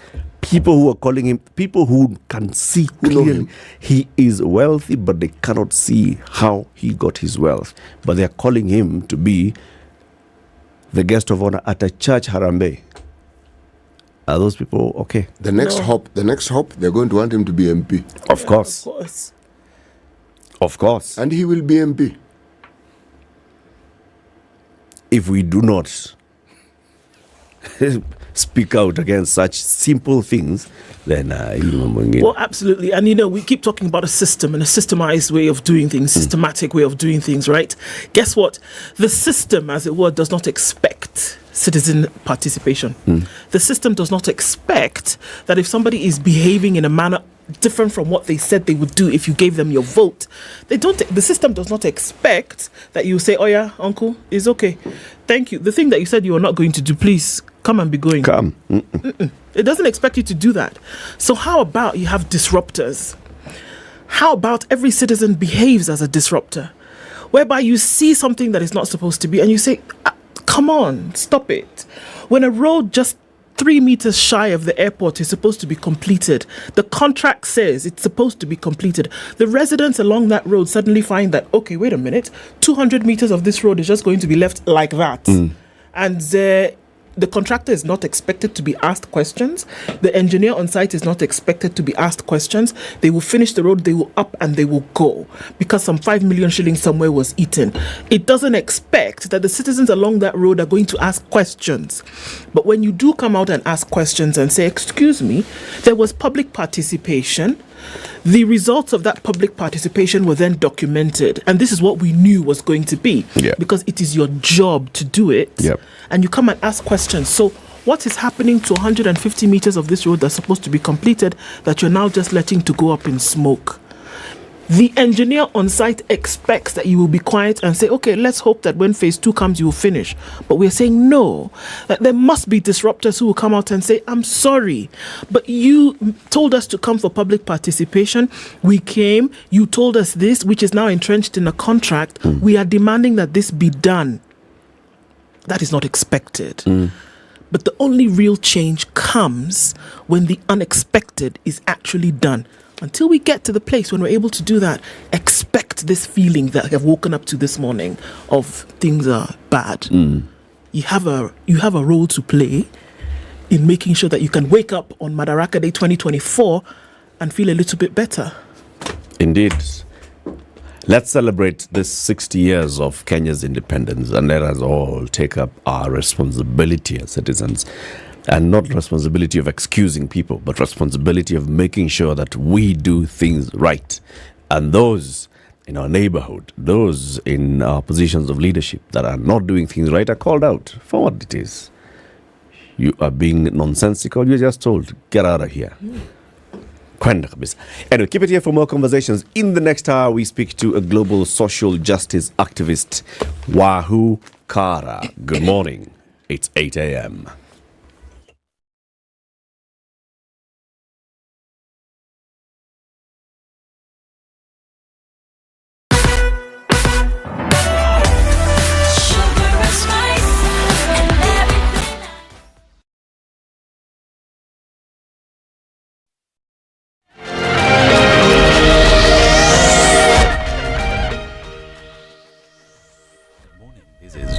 Dennis Asset. Kenyans have started arriving at the venue of the Madaraka Day celebrations today.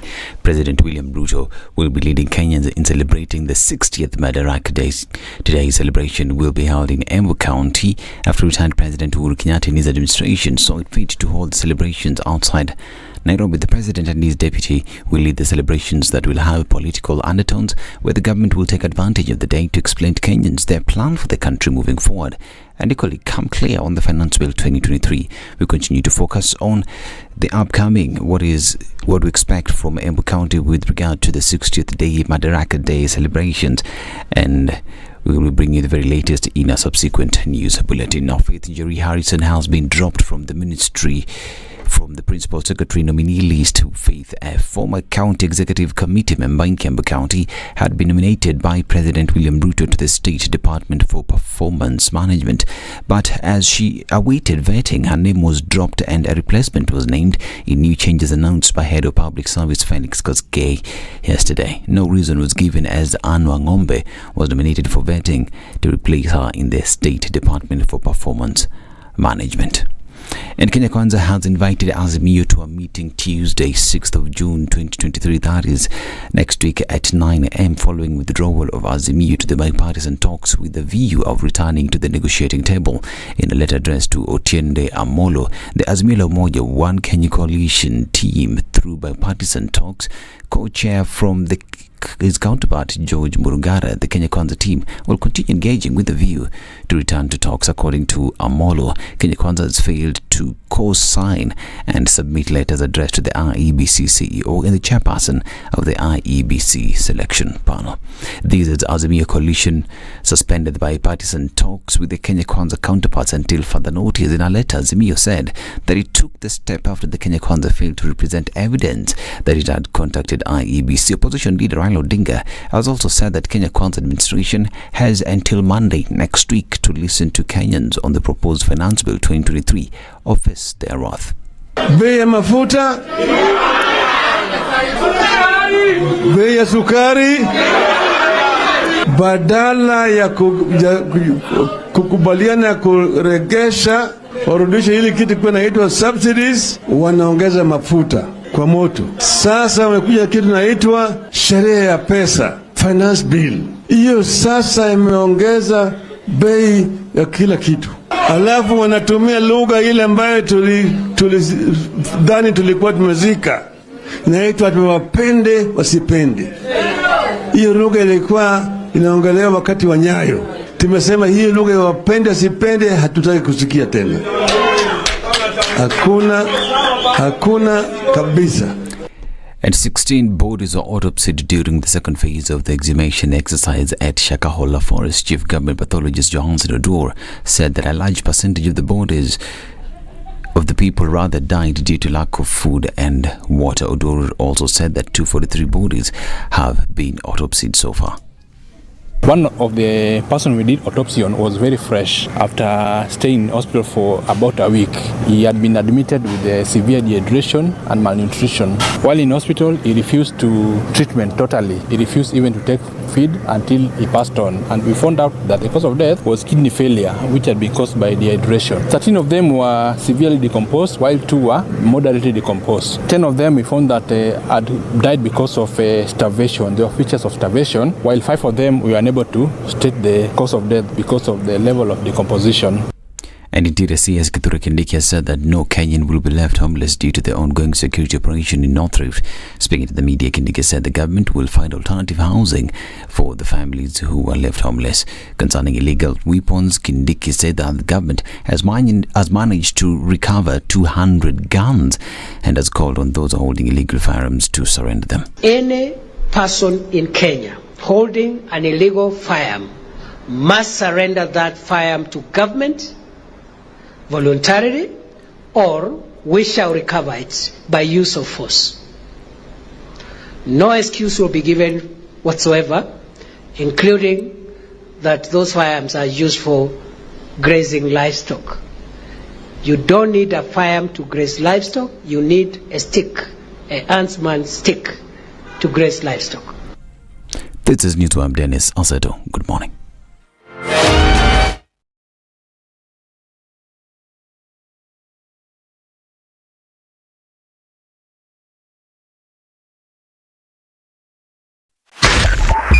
.5 Spice FM, Kisumu. Okay, so this morning not much happening with traffic, for obvious reasons. Coming into the city, everybody should be all right. In and outbound of the city looks okay. I don't think we've seen any movement anywhere today, except on Landis Road. In and outbound traffic there is doing something. But it's not going to hold you up for too long. All right. So let's just see through the morning what it looks like.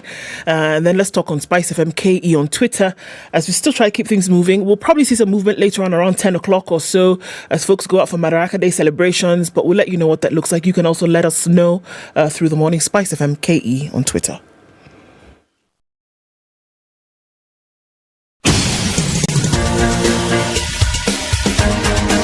This is The Situation Room, the home of hard-hitting political commentary and penetrating insights about the state of the nation. This is a talk radio experience like no other. The Situation Room, a place for hard truths, debates, and elevated conversations. The Situation Room, witty, political, engaging, deep, controversial. In the room, we have C.T. Muga, researcher, academic, seasoned political observer, a fountain of wisdom in these politically uncertain times. Ndu Oko, Nigerian by birth, Kenyan by choice, communications expert, Pan-Africanist, a truth seeker and believer in people power, and Eric Latif, agent provocateur, the man in the chair, seasoned journalist, news hound, a man who believes in punching up, not down.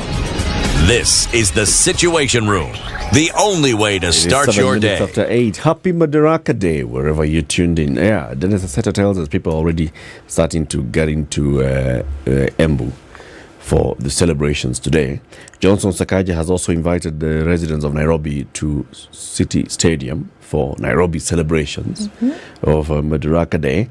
So yeah, wherever you choose to go across the country as you celebrate Madaraka Day, happy Madaraka Day, everybody. On the 3rd of June 2023, that's this Saturday, we will all be doing what? We'll all be running for a good cause. That's the annual Mata Hat Run, takes place on the 3rd of June.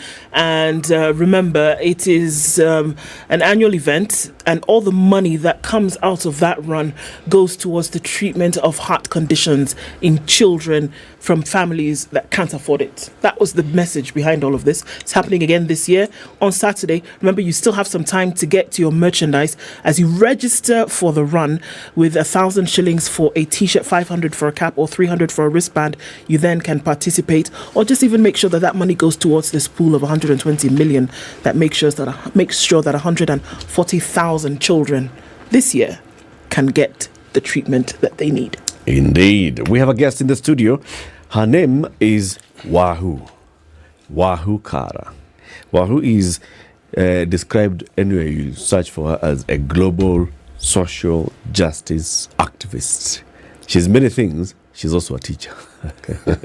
Sweetie, you're in good company today. I'm in very good company Kabisa? today. Yes. Well, good morning. Good morning to you. Thank you very much for joining us. Welcome to Kenya's biggest conversation. Thank you for your invitation. Karibu sana. Asante sana. You will tell us about your journey, as we celebrate Madaraka Day. When you talk about social justice, what social justice is all about. When you look back into the 60 years of Kenya's independence and what we have achieved as in the country.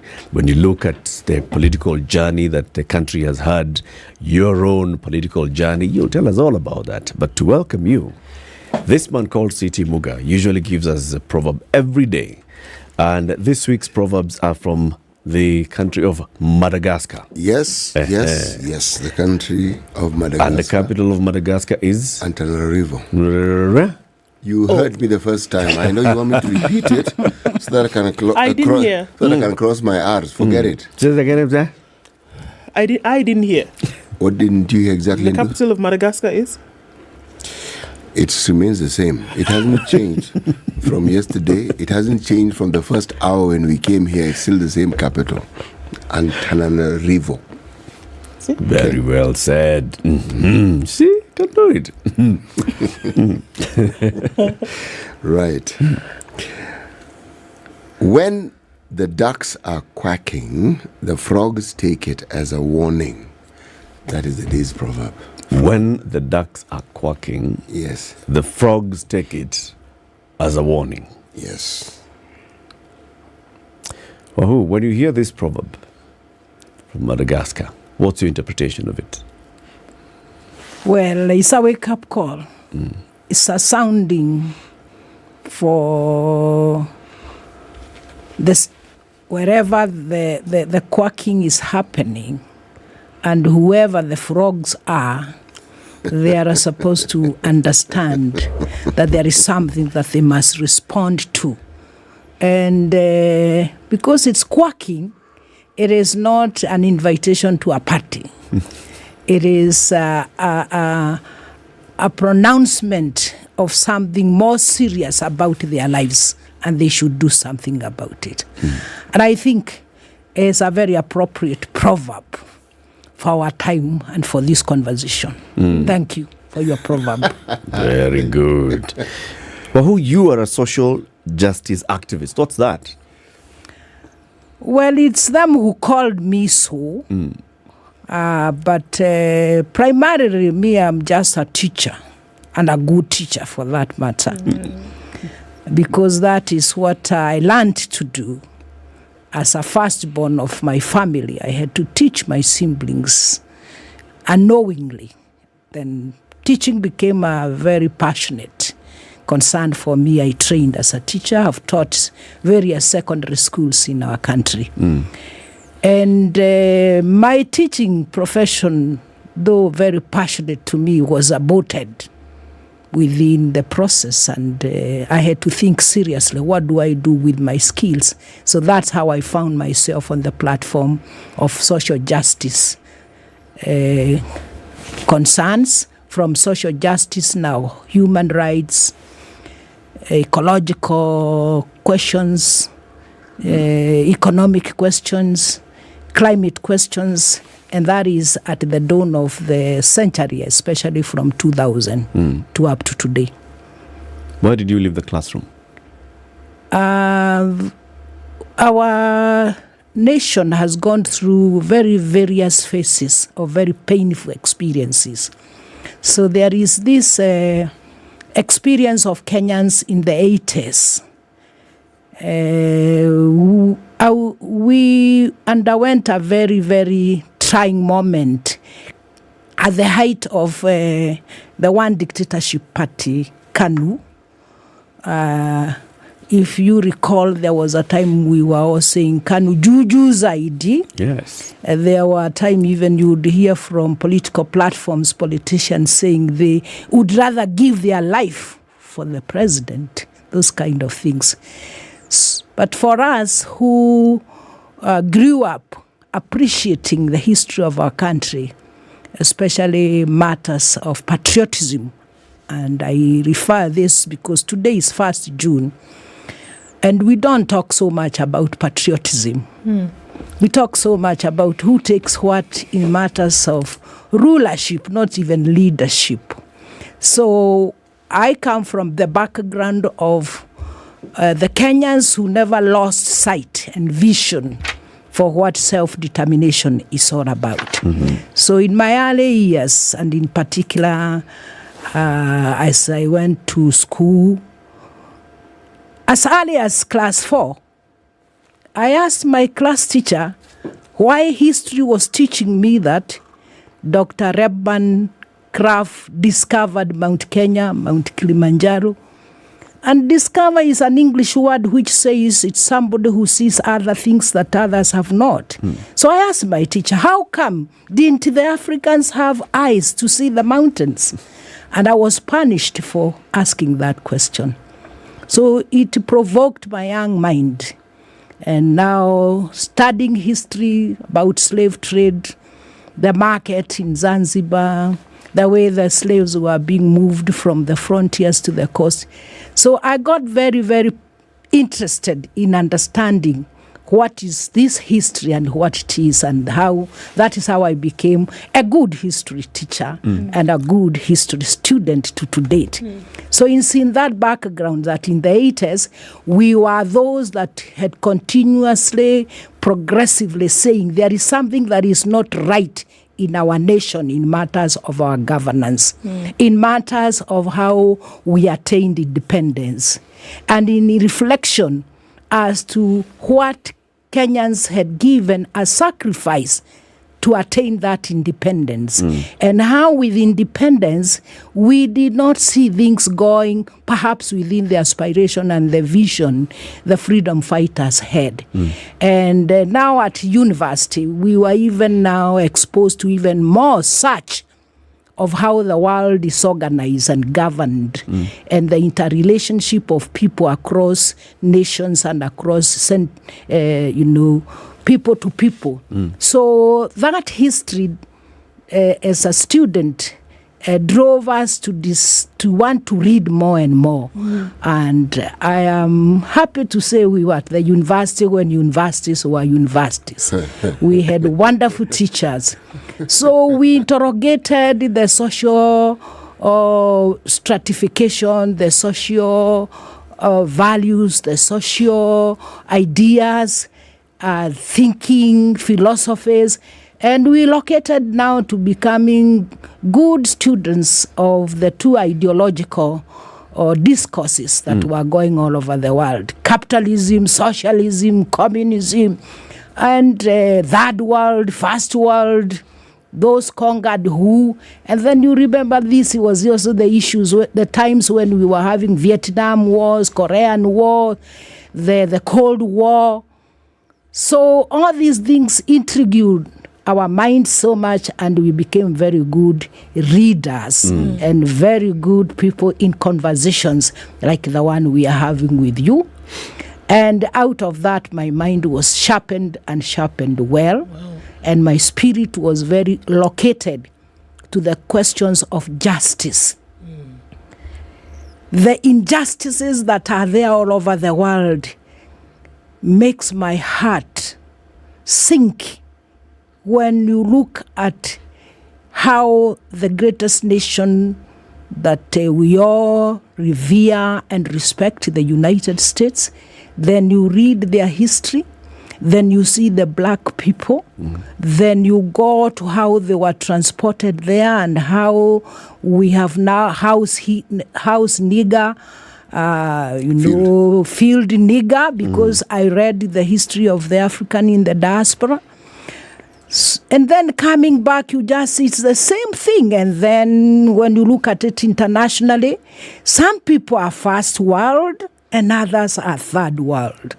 So those distinction of where people are located concerns me a lot, and especially people referring me as a developing world or developed world, depending on how they want to view me. Hard currency, others are not currencies.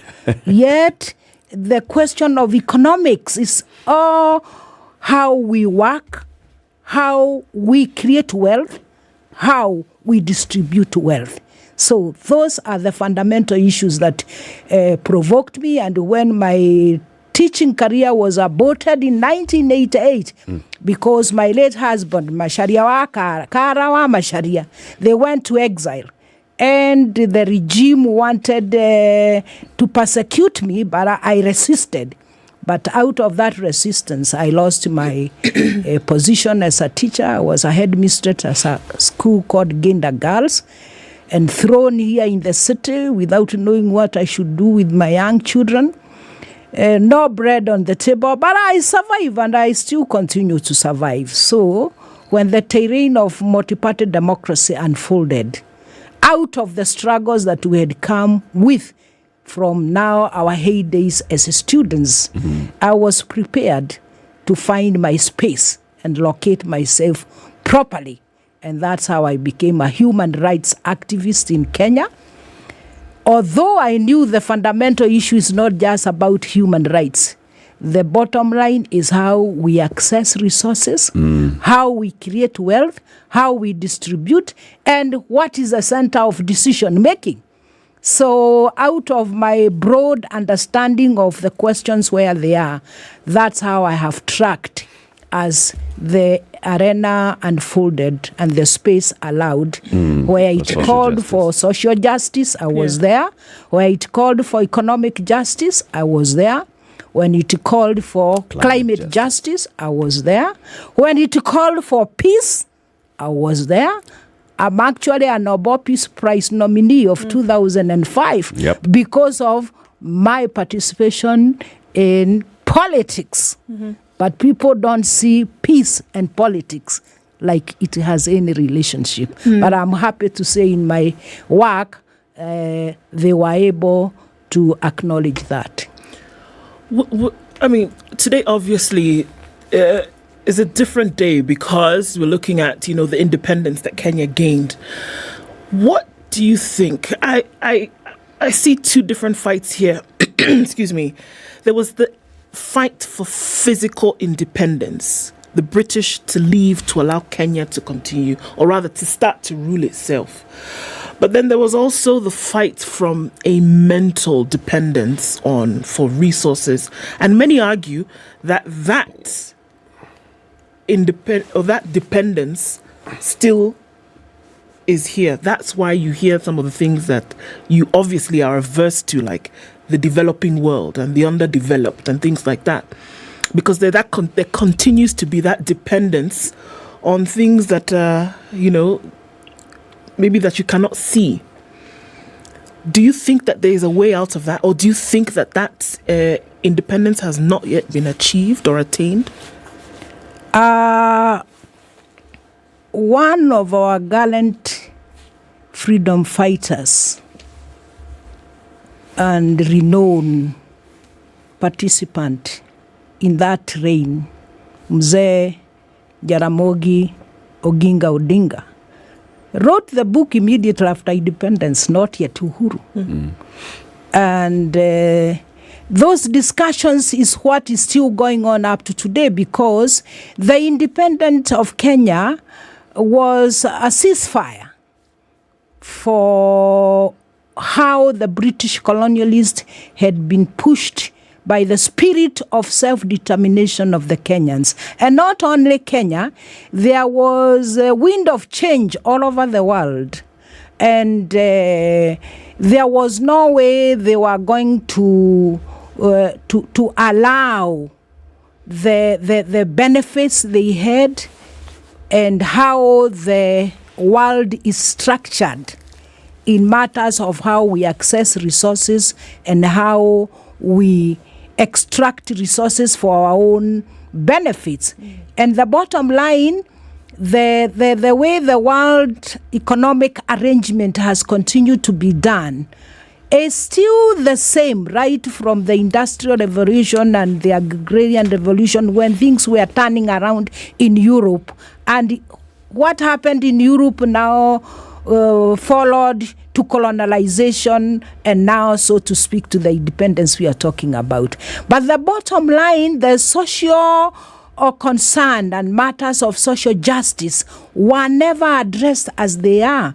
Because even when the Americans pride themselves about Universal Declaration of their own independence, but where were the black people? Up to now, we still see their struggles. So the question of Kenya was interrupted from what really the Kenyan people knew, and with colonialism, we became other people, and our state is a miniature of the governance, the values, and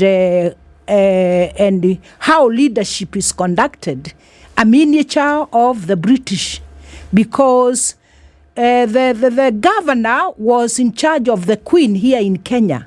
So when we even got independence, nothing in matters of statecrafts changed. It remained intact. The governor, who was white, left, but when we put our leadership in place, they enjoyed the governance instruments of power and institutions that are there. And that's why the question of mental block, it is still there. The question of where is the Kenyan spirit is still a big question, because our spirit has never been located for Kenyan. It is for serving others who control the dispensation of our life. Are you saying, Wahu, that even despite gaining independence 60 years ago, the system that was there, the colonial system, was never dismantled? It was never dismantled. It was only reconstituted for reconstruction and reorganizing, so that it opens for more to come and serve the same system. And I'm glad you have put the question very well. The systemic questions are still intact. So who does it benefit, that system? It benefits those who control the economy of our country. When you look at our GDP, which is the formula of how we formulate our economics, you will see the bigger percentage goes to the so-called those who are investors, and those are foreign investors. And another small portion goes to those who are custodians in keeping that transaction happen. And only 1% goes to us Kenyans out of 100%. So we are not independent. We are not independent. And that's why now we are at even worse situation, because even the benefit we achieved at self-governance was only to construct, co-opt, and condition those who are going to leadership to continue serving the status quo up to now. In the name of tribes, in the name of regions, in the name of which language do you speak, which is a global construct. Right. Because that's why we have the North and the South. That's why we have the black and white or red or yellow, whoever they are. That's why at the moment a perfection of gender, that men and women have problem. What problem do I have with you, and what problem do you have with me? But people don't interrogate these issues. We just are conditioned to take in the status quo in serving the systemic big questions as far as our social justice is concerned, because economic justice was never attained at independence. Neither were social concerns located for the Kenyan self-determination. And mark you, the freedom fighters went to war to fight for self-determination. So we got independent, but we did not work out self-determination. And that has been the struggle ongoing. And where I'm concerned, that is the terrain I took, and I moved with it up to when we went to Bomas for the Constitution. And if you look at our Constitution, and I was Delegate 521 at Bomas, from the streets to the Bomas, we are talking about the preamble and Article 1. The preamble says we acknowledge the sovereignty of God. Article 1 talked about the supremacy of the people. Yeah. And the supremacy of the people has never been attained. And that is what had taken the freedom fighters to fight in the 50s. And that is what Kenyans have been fighting right from the onslaught or onstart of interaction with colonialism. What needed to happen? Sorry, what needed to happen? Because we talk about self-determination was not attained, and many would argue that the kind of colonialism that took place in this part of the continent was colonialization, and then there was complete assimilation, where we talk about, your language, talk about the dress. It was almost 100%. But the question is then, what needed to have happened? Did there need to have been a deconstructing of all that had been constructed during the times of colonialism? And then would that have set Kenya on a different path to some of the vices that we see today, whereby it seems that we can't just be able to get a full grasp or handle on how leadership should actually be, as opposed to rulership, like you mentioned? Exactly, you have put it right. Because, like I have already submitted, the state of Kenya is a colonial construction. The state of Kenya is still intact in that construction. So at independence, we needed to move our self-determination and restructure ourselves totally with an overhaul. And I don't mince my words here. We needed to construct a Kenyan people's state. We have the supremacy of the state versus the supremacy of the people. Yet independence were the people moving for their self-determination. So we need a totally turnaround for the sovereignty of the people to be the imagination of our state. So in matters of state instruments, state direction and state operations, the policies grounded within the self-determination of the people. That would also mean what kind of orientation do we give to education? What kind of Kenyan in matters of thinking, including dreaming? How are we going to dream as Kenyans? How are we going to live as Kenyans? And how are we going to put the center of our thinking and our visionary imagination of our nation as the concern of the ordinary citizen? Because the colonial state was an imagination of extracting Kenya for the interests of the British. We needed to reverse and see Kenyan people, Kenyan resources, first and foremost, must be utilized for the good of the Kenyan, the ordinary person. And the ordinary person, I'm not saying one person. It is the imagination of us as a people, a united people, a people located with a certain very clear identity for who they are. And that can only be if we are the one making our own decisions. We never made our decisions. We are never making them. Even now, we don't make them. And it is on this conversation I want you to continue reminding Kenyans, it is a critical mass of you and I, the way we found each other, because we must find each other to be in this conversation somehow. So that we keep looking for each other and finding each other and bring on board these conversations. Where did the rain start beating us? And like Chinua Achebe put it very clearly, where did the things that held Kenya fell apart? No. Because everything is not even falling apart, it's collapsed. It's collapsed. It's all and gone. This is because, like my sister has put it very clearly, including our thinking, including our values, including our culture, it is that makes a Kenyan very debased.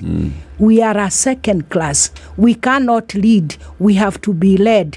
We cannot innovate. We have to take other people's innovations. We are not creators. We are consumers. And it is the same principle of colonialism. Go for raw materials and make markets for manufactured goods. So it is the same principle up to today. We consume things we don't even know where they are coming from. And what we create, we don't know where it goes. How would you say? Let's take a break, Wahoo. Let's take a break. 8:26 minutes to 9. Wahoo Kara. She is a teacher. She is a social justice activist. She is a climate justice activist. She's an environment justice activist. She's a human rights activist. She's everything. She's our guest this morning as we celebrate 60 years of independence. We look back. Are we independent? Are we celebrating something? What do we need to do to keep growing this nation that's Kenya? Back shortly. Good morning.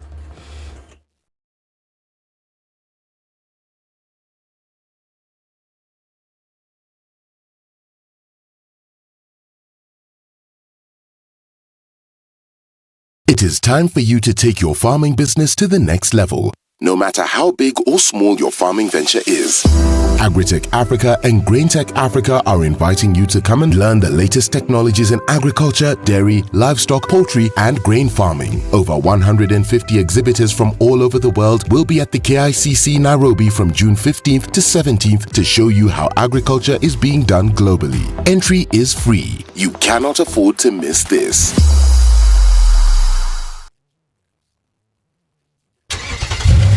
When the engine revs, will you be ready to get all that petrol head enthusiasm at this year's annual Digger Motor Show? Well, you better belt up and make your way to KICC from the 20th to the 23rd of July 2023 for a wholesome 4-day event. Come and join car lovers, bike enthusiasts, spare part dealers, insurance as well as asset financiers, and more for what will be an unforgettable experience by far. We are going all out to make it a great show for you and the whole family with something for everyone, so you better not miss out. For more information or participation, contact Caroline on 0723803601 or email cnyandiaka@standardmedia.co.ke. Digger Motor Show 2023 is brought to you by Standard Group and Digger Motors and is powered by Spice FM. Cloudy conditions this morning at 15, highs of 23 in Nairobi, highs of 25 and lows of 15 in Nakuru, and partly sunny at 15 in Nyeri, going to highs of 23. We'll see highs of 25 and lows of 13 in Eldoret, and it's sunny at 23 in Mombasa, highs of 29. Malindi will see highs of 29 as well, as partly sunny at 26. Looking into Kisumu, sunny at 21 and sunny at 18 in Kakamega. It's 18 and sunny in Kampala, highs of 27, and we'll see highs of 29 in a sunny Dar es Salaam at 27. It's getting colder in Johannesburg. Winter set in at 3 degrees. That'll be today's low. 31 will be the high in Lagos, where it's partly cloudy at 21, and it's sunny at 24 in Kinshasa. It will go to highs of 32 and lows of 23.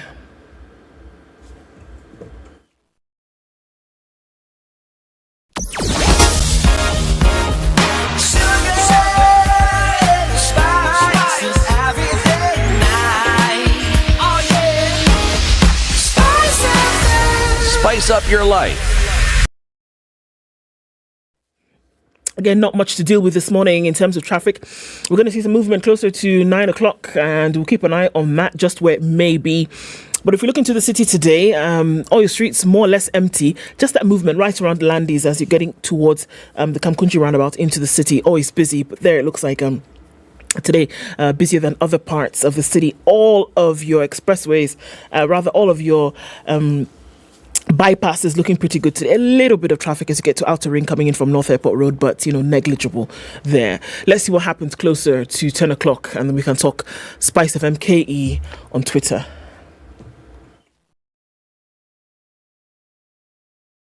Mature, intelligent talk every morning. Done right. 94.4 Spice FM, Nairobi.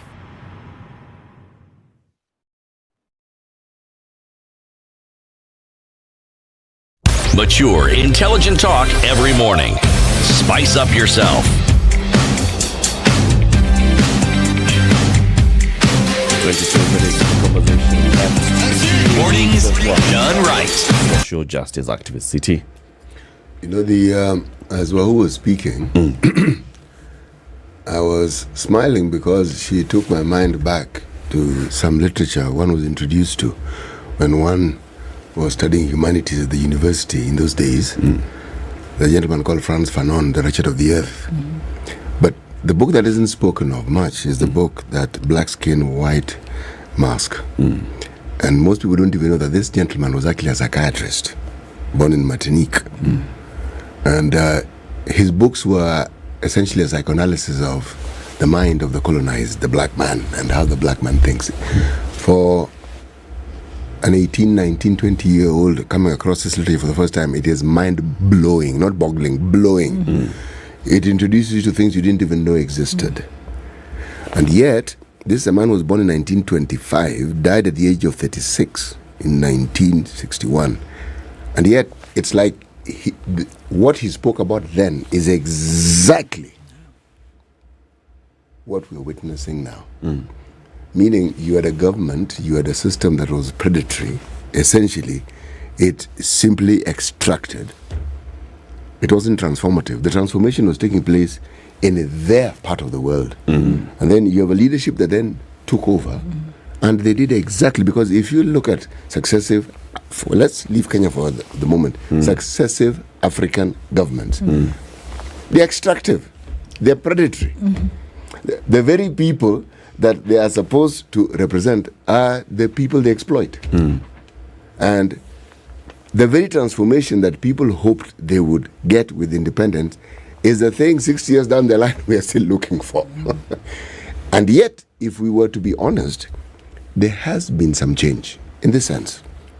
For me, the change is when the extractor is one of your own, you have an opportunity to look at this thing differently and to understand colonialism differently. And you realize the white man may have brought it, but it is a human condition. Because if we're talking 60 years down the line, and with the resources a country like Kenya has, and we're talking about situations and citizenry and the plight they have that are even worse in some cases than what we had at independence, then you have to ask, but with all these resources, why are we still dealing with these fundamental problems that we ought to have resolved those very many years ago? And then again, it comes back again to the psychoanalysis of our mind, and we say that, yes, the problem seems to be we who are the citizens and we who are the sovereign leaders of this particular country have not understood that we are actually the ones in charge. We have abrogated our sovereignty to others. We think that by electing them, we have abrogated our sovereignty, so we more or less sit back and let them rule us as they see fit, as opposed to understanding that actually the representation is something that we haven't abrogated. What we've done is it's a lease, it's an allocation for a specific time, but with expected results. And what we are discussing now is that those results have not been forthcoming. So the eternal question is, what then do we do? That is always the eternal question. What then does one do? Because those who are in the category of people referred to as youth in this country, let's take 35 and below, they're talking about these things and they think it's new. It's not new. It's not new. When we were the age, we were talking about the exact same thing. Our parents before us were talking about the exact same thing, and then came independence and we thought there would be changes. There are changes, yes, many changes. But the fundamental changes that were supposed to be completely transformative, those we do not see. But Wahu, you are, like you said, Delegate 521? Yes. At the Boma's constitutional talks. With the birth of a new constitution, we all celebrated and said this is the birth of the Second Republic. Did the constitution at least attempt to undo some of those things that had remained after 1963? Did it attempt to break down what you're calling that colonial structure and create our own structure? The process of the constitution itself making is a continuation of where the freedom fighters and even those who were there earlier had done. Left because, off, yes. like I put it, the question of self-determination is the question. Do you have imagination and visionary thinking and capacity to design a state, a governance, a people that can be dignified and can be responsible and accountable to their lives. And that has been always the big question. With the constitution process making, you see we are coming from a closed down society. You remember the 70s and the 80s and the 90s speak very different about our times in matters of having no space to be able even to articulate or to think through or to work together. So the Constitution put in this very important chapter of devolution. Yep. Devolution is the imagination of the dispensation where we should be taking our nation. And the Constitution is not laws. It's not a jurisprudence thing. It's a spiritual thing. Where do you locate the spirit of the Kenyan, the imagination of the Kenyan, as they define who they are and as they locate who they are and know they are and are working for who they are in relation to others in the world, because we can't live alone. So devolution was supposed to give us the framework to begin these processes. And you remember from bombers, the hijack still wants to go because the systemic question is always very much intact and wanting to construct you very quickly, co-opt you and, redesign you to continue serving the same status quo. But from bombers, we went out to Katiba Watch, calling upon Kenyans, like my brother Charles has put it here, Kenyans, it's you to deliver this constitution to yourself. And that is why we named it Bombers Katiba Watch. And at Bombers, we were talking that it is a Mwananchi constitution. Because we were moving from a ruler's constitution, this one of Lancaster, which had taught the leaders, cheat people, if they don't hear your lies, bribe them. If they don't get bribed well, kill them. And we had seen those processes happening. So the bombers' constitution, the devolution, is where we were beginning to rethink ourselves. And taking the reins That's it. of leadership. That's it. And of self-governance and self-determination. That is it. Okay. 13 years into this new constitution that we gave unto ourselves, that chapter 1 and the very beginning of the constitution says that we are the sovereign, that it's us who rule ourselves and govern ourselves.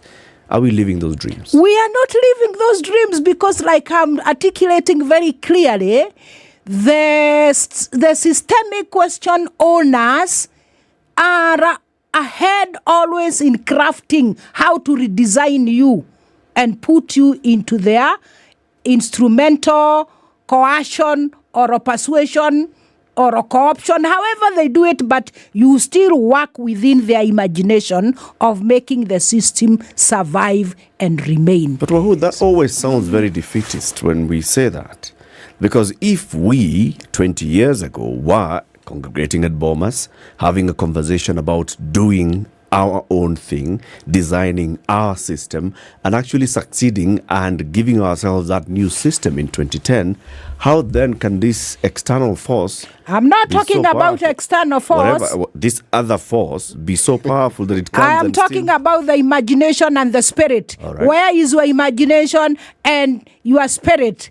I could be a Kikuyu Kenyan African woman, but very much English lady in thinking and in spirit. So that is the question, and this is the debate that we need to take, and that's why these kind of conversations are very important. Remember, the world has gone through a process over many years trying to rethink what is this that we don't do right in matters of stewarding and being good custodians of our life.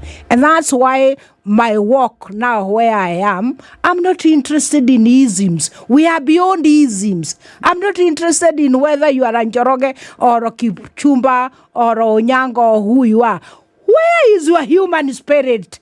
Who are you as a human being? Do you care about other people or you don't care? And that is now the conversations that have not been inherently taken in. And we missed the boat when after Bomas we did not go to discussions. And like I was trying to explain, from Bomas we've seen it's a draft. A draft cannot deliver that spirit of a Kenyan patriotic, minded, committed person who can learn from the history of those who were before and act upon their history, a history that others can take over on the platform of patriotism. Does everybody have goodwill. it? Does everybody have it, Wahoo? Whether it's salient or whether it's overt, does everybody have that spirit? They don't have you. Where do you? We have the spirit, my sister, because every human being has a spirit. But it is where your spirit is located in your life. What are your ideas? What are your interests in life? What are your aspirations? What have you been taught? Some people are taught to be selfish only. You have to choose not to be selfish. I'm sitting here like I've told you from the onset. I chose not to be selfish. I chose to think about another person. I got to understand that life is not me. Life is us. I am because you are. You are because I am. Ubuntu. And it is very strong among the Africans.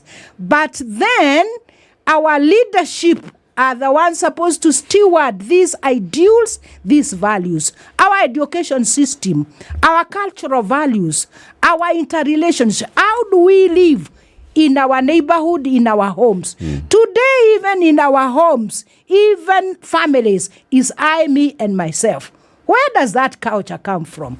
It's a culture that sustains this demonic question we are talking about of people not thinking about one another. When we talk about corruption, it is not a basket that you pick and walk with it in your office and do that corruption. It is what inherently is in you as a person. You are thinking, your relationship with other people. So when I'm saying that the spirit of injustice has been the one taking our civilization for over 500 years. When we had slave trade and slavery of today, it is only the manner that differs, but the suffering of the human being is still the same. So the question of a leadership that is visionary to steward servanthood is what we miss and it's what we lack. And that is where devolution was supposed to give us an opportunity to discuss what is this devolution we are talking about, to talk to one another, not to go and put governors in every county and everywhere and just replicate the same statecraft, which we are saying it is defective. So the constitution was hijacked, my friend. From Bomas, you remember we came to orange and banana. Yeah. You remember that story? That one we witnessed. Even Kiveitu did not know what to do with them. He's the one who told them, you can be orange and you can be banana. And he made a joke, the fruit you want to choose. All right. Well, we went through the process. Well, the eternal question, and you raise a very valid, not a valid point, you raise many valid points. Is this not what we've struggled, not the independence, not a new constitution, not a documented way forward, but the transformation. Yes, the regenerative process of the mind and spirit that understands that this process doesn't stop when a document is produced. It doesn't stop when someone is elected. It doesn't stop when you have a president. It doesn't stop when you have a senator. It actually begins. And it's continuous. It is always ongoing. That's it. And that human nature, in its very essence, in the absence of a check and balance mechanism for it, can go awry. It can go left and south and continue going south. And so this burden that the citizenry ought to take upon their shoulders, which they seem reluctant to. My question is it that we are reluctant to take it? Is it that we've been disenfranchised to the point where we no longer even know where to start? Or have we become so adaptive that with every situation, instead of standing up, we'd rather rejig our backbones and make them more pliable than they were before so that we can maneuver around it instead of standing upright and saying, actually, you know something, now we're not moving from this particular position. Because it is easier to shift and move and accommodate. That's exactly what I'm saying. The strategy has been to move and shift to fit. And they move and shift, and those who have brought the critical mass to bring that need to move and shift have been ahead in trying to bring the transformative agency. I am a transformative agent myself, so I'm talking things that I have practiced. So when we locate, the hijack comes and goes, and we are demobilized, like we are demobilized now, because citizens will have to be led, and leadership needs to have certain very clear vision, like the freedom fighters had for self-determination, but they did not operationalize it. We got independent and we had our leaders, but we thought we are following our leaders, yet we were following people who were acting on behalf of others. And that's why we have come up to where we are now. Even now in these discussions, we will need to mobilize ourselves. We will need to organize and mobilize for a clear thought process for what we want as Kenyans. Because going for votes and vying for leadership in parliament and wherever, that is not a transformative agency. That parliament is constructed to serve certain interests in a certain way, unless it is occupied by people who are conscious and clear that when they go there, they are going to move the transformative agency. Actually, what we have been lacking in Kenya is honest, sincere leadership for transformative agency. And those who have that capacity to do so, they are blocked and they never occupy that public space to be able to move it. That's why you see. Space? Pardon? Do they have any other space where they can gather, galvanize, and rally people behind? Out of need, and I like the way you talked about Frantz Fanon. He always reminded people every generation must pick up their responsibility at that particular time and act upon it. If they don't, history will just move, but it will find its other actors who will be able to do so. I'll give a classic example of where I know very well. The social movements now that was bringing change with the wind of the 90s. We come as social movements, and we are organizing, we are mobilizing, we go to Freedom Corner, we do everything, and we are going as social movement.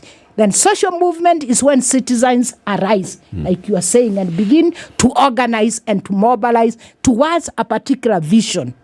But immediately we were able to come as a critical mass. We were quickly given a name, civil society. Yes. From civil society, NGOs. From operations of our own patriotism commitment to being paid even to go for a meeting. By the end of it, or now where we are, you cannot easily get Kenyans who want to come and sit and discuss about the plight of their nation without understanding first where are the per diem, which hotel are we going to, and what are the travel arrangements. How can you be a transformative agent if you are paid for?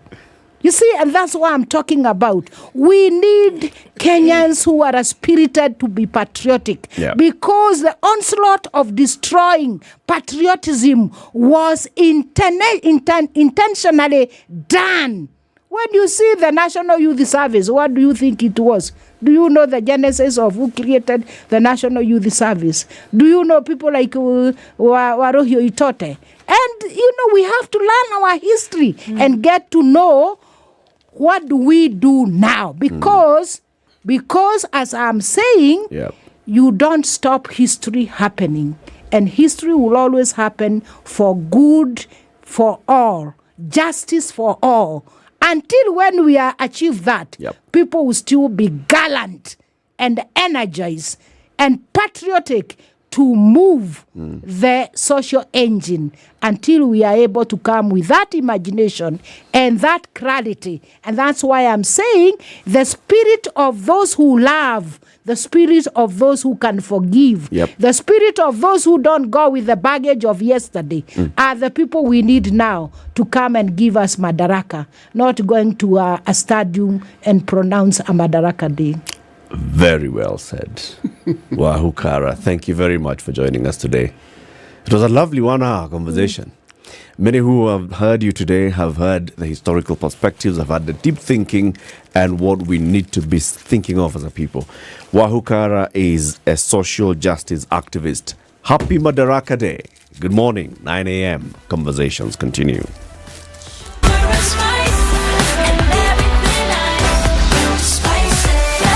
Spice up your life.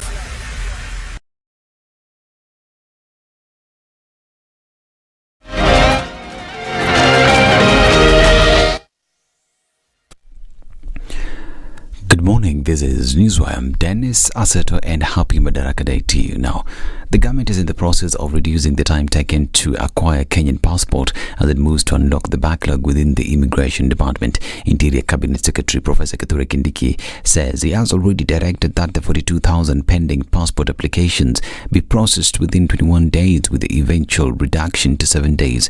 This even as he appealed for patience from those seeking services at the Immigration Department, saying the faulty printing equipment will be fixed within 7 days. 60,000 booklets were delivered last Friday and will be used to deal with the backlog of 42,000 passport applications.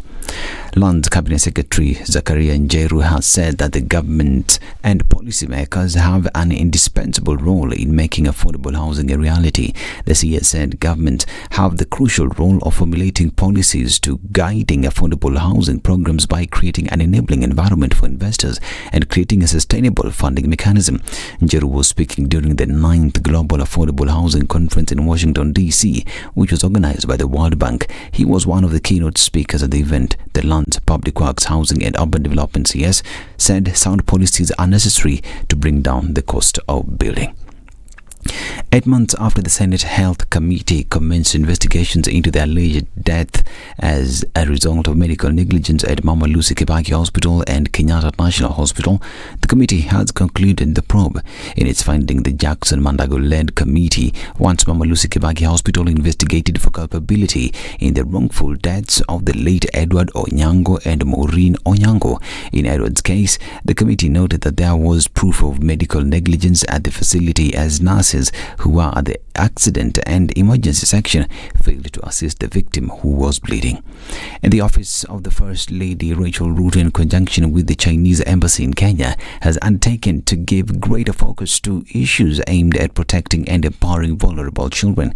The commitment was made during a donations event at Mama Fatima Goodwill's Children's Home in Isli, Nairobi, through the Warm Children's Heart Initiative, a China-Africa joint action. The donation included food, health and educational and sport supplies made under the African Children's Caring Campaign, jointly initiated by Chinese First Lady Professor Peng Yili-Yuan and Organization of African First Ladies Development. During the outreach event held in Kenya's capital, Zhao Yuan, Minister Chancellor of the Chinese Embassy in Nairobi, reiterated Beijing's commitment to continued cooperation with the East African nation, that is Kenya, to empower communities. 8 suspects were arraigned in connection with the disappearance of 4,520 bags of subsidized government fertilizer that was being dispatched to various regions last month. The 8 appeared before Milimani law courts. According to the Directorate of Criminal Investigations, the suspects were charged with conspiracy to commit a felony contrary to Section 393 of the Penal Code and stealing goods in transit contrary to Section 297C of the Penal Code. And 2 journalists responsible for breaking the story of Mahsa Amini, the Kurdish Iranian woman killed after being held in custody by Iran's morality police last year, stood trial in an Iranian court this week. Nulufa Hemedi and Elahi Mohammedi have been imprisoned in Iran for the past 8 months and face charges of conspiracy and rebellion against national security and anti-state propaganda, charges carrying a possible death penalty, according to Reporters Without Borders. The 2 women separately stood trial in a revolutionary court presided over by notorious judge Abul Hussein Salavati, according to Iranian Perform outlet Sheikh Daily. And Zimbabwe will hold nationwide elections on August 23rd, ending months of speculation over the date. The government's official record said President Emmerson Mnangagwa fixed the 23rd day of August 2023 as the day of the election to the office of the president. Elections for the National Assembly and local governments will also be held that day. Mnangagwa's ZANU-PF party, which has been in power since independence in 1980, will face off against the Citizens Coalition for Change (CCC), led by Nelson Chamisa, a 45-year-old lawyer and pastor. He will be Mnangagwa's opponent for a second time. And Uganda's President Yoweri Museveni has said he will not be intimidated by anyone into reversing the draconian anti-homosexuality law, whose enactment has received local and international condemnation.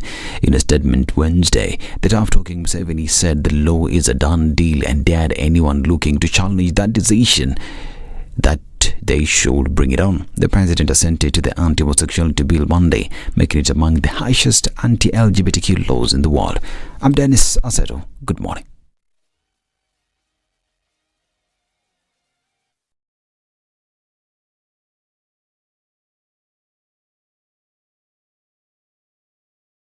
.4 Spice FM, Nairobi. All right, still looking at little traffic in most parts of the city this morning. We'll see what happens later on. But for now, you're all right. Getting in and out of the city won't take you too long, but please be careful while you're doing that. Some outbound traffic is being witnessed on Wayakiwe out towards the city. We're also looking at a little bit of it then coming in from the Thika Superhighway, but then again, nothing rattling today. Looks like it's going to be easy streets through most of Thursday. Let's talk on Spice FM KE on Twitter.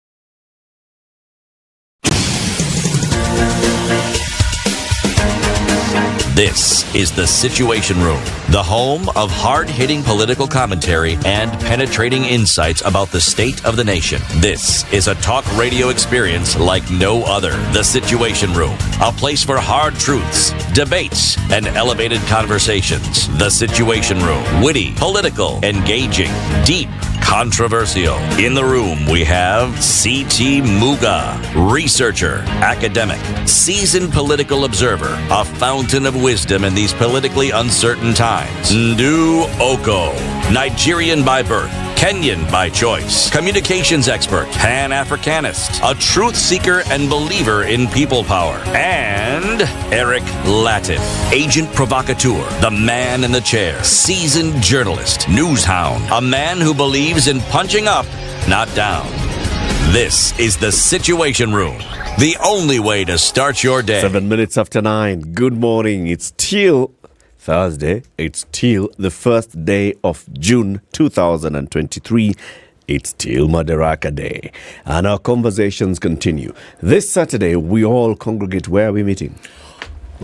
In Nairobi for the annual Mata Hat Run, and reminding us that you can still go out and get your merchandise. So merchandise is your registration, your T-shirt for 1,000 shillings, a cap for 500, and a wristband for 300 shillings.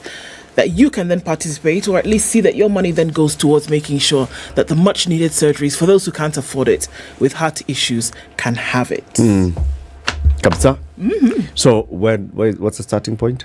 I'll need to find out those details for you. I'll get it out to you. Very good. The conversation with Wahukara, very interesting. It was. Hey. Man. Hey. Believe me, I was transported. You know, you're reminded of things that you become jaded over time and you've forgotten. And some of those very delightfully lively conversations that we constantly had. Yes. And yes, it's a beautiful reminder. Kabisa. Kabisa. Yes, as we celebrate Madaraka Day, let's think about, where is your spirit?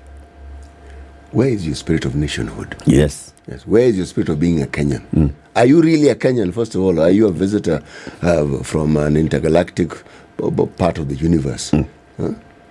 What is it that shows that you're a Kenyan? What is it that demonstrates your patriotism? Yes. Yes. And how do we make sure that we're serving ourselves as Kenyans and not any other, extractive system that just doesn't serve us but serves others, instead of serving all of us. This is the kind of conversation that we have today on this very lovely day, with this Madaraka Day. Dennis Aseto tells us that people have started gathering in Embu for this commemorations. Governor Johnson Sakaja has invited people in Nairobi. If you're in Nairobi, you've been invited to go to City Stadium. City Stadium, yes. He says, come. Let us celebrate there. So this next hour, we continue looking back into our independence and looking at the spirit of those that fought for independence, those that were there in independence, and looking at those that were sung heroes and those who are not sung heroes, and all of them. One of course, we all talk about the six. Kapenguria 6. One of the Kapenguria 6 is the one who was called Achieng' Oneko. And his son now joins us for this next conversation. Luande Oneko is our guest. Luande, good morning. Good morning. How are you? Very well, thank you. How are you, madam? Very well, thank you. Good. Karibu sana. Charles. Yes, how are you? I can't complain. Wife and life is fine. The rest I can manage. Wife, I love it. Wife and life, fine. Wife and life is fine. The rest I can manage. The rest I can manage. Yes. That's a good one. When I look at Standard, I remember 1960s, early 60s. The newspaper was this big. Right? And we were just learning English. A double spread. So look at it. I would get fed up with it and give it to my elder brother, Olola. And my father would say, you must read the Standard. You must read. Yes. Why was it important for you to read? Why? Yes, we were, of course, politically awake from all my life and before. Yeah. Welcome. Thank you. City will give you the day's proverb. Yes, our proverbs for the whole of this week come from the country of Madagascar. When the ducks are quacking, the frogs take it as a warning. That is the proverb of the day. When the ducks are quacking, the frogs take it as a warning. Yes. Luande, that proverb is from Madagascar. But when you hear it, it's an African proverb. Does it make sense to you? What's your interpretation of it? That when there's a little noise and sibling wrangles, it means that things are not very good. It also means that take more care. Yeah, look around you, scan the environment. Something could be the miss. And you talk about the ducks. I've got ducks and geese in my compound.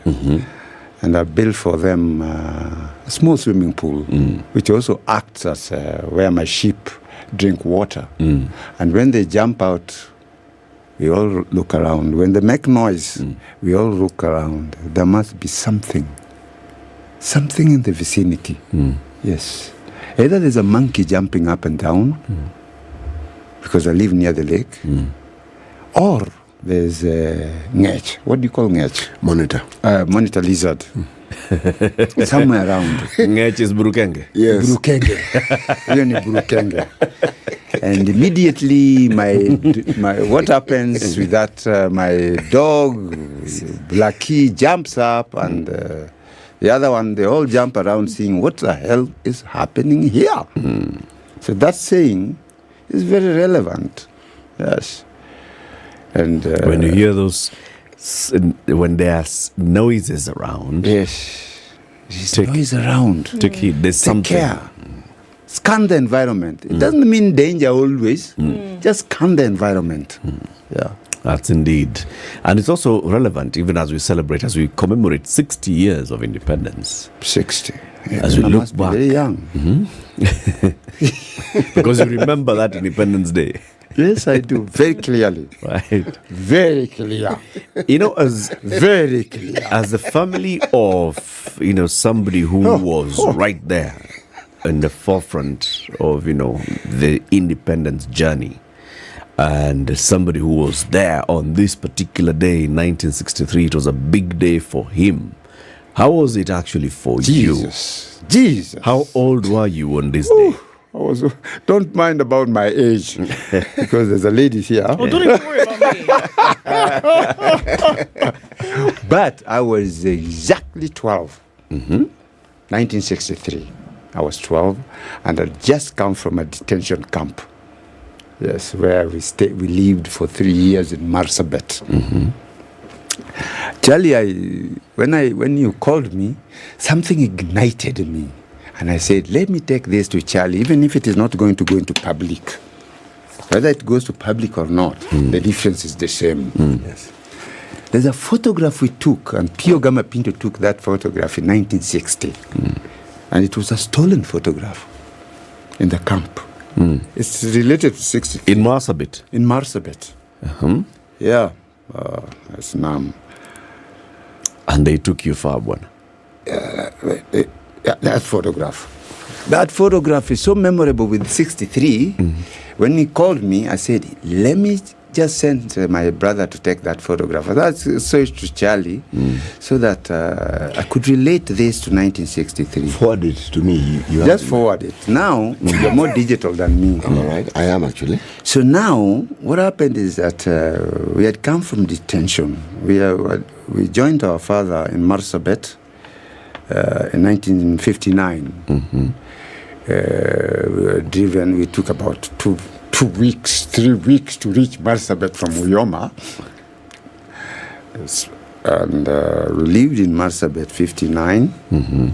That time, only our mothers were allowed to go to the shopping center.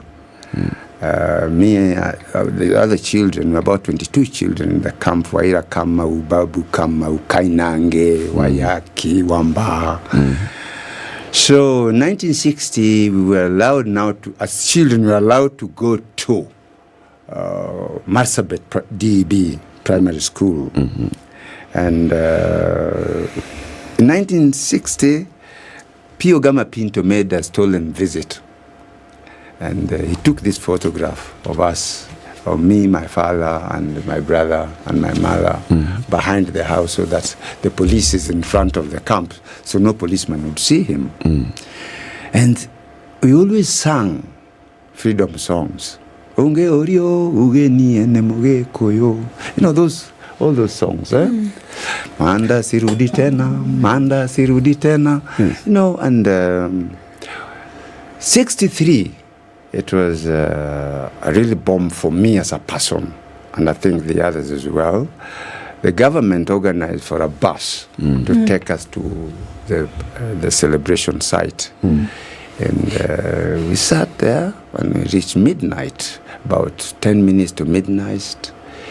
And there was darkness.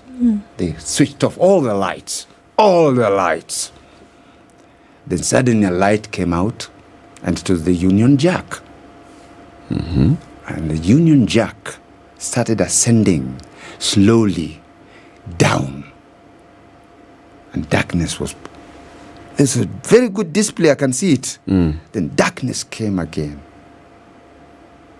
And there was quiet.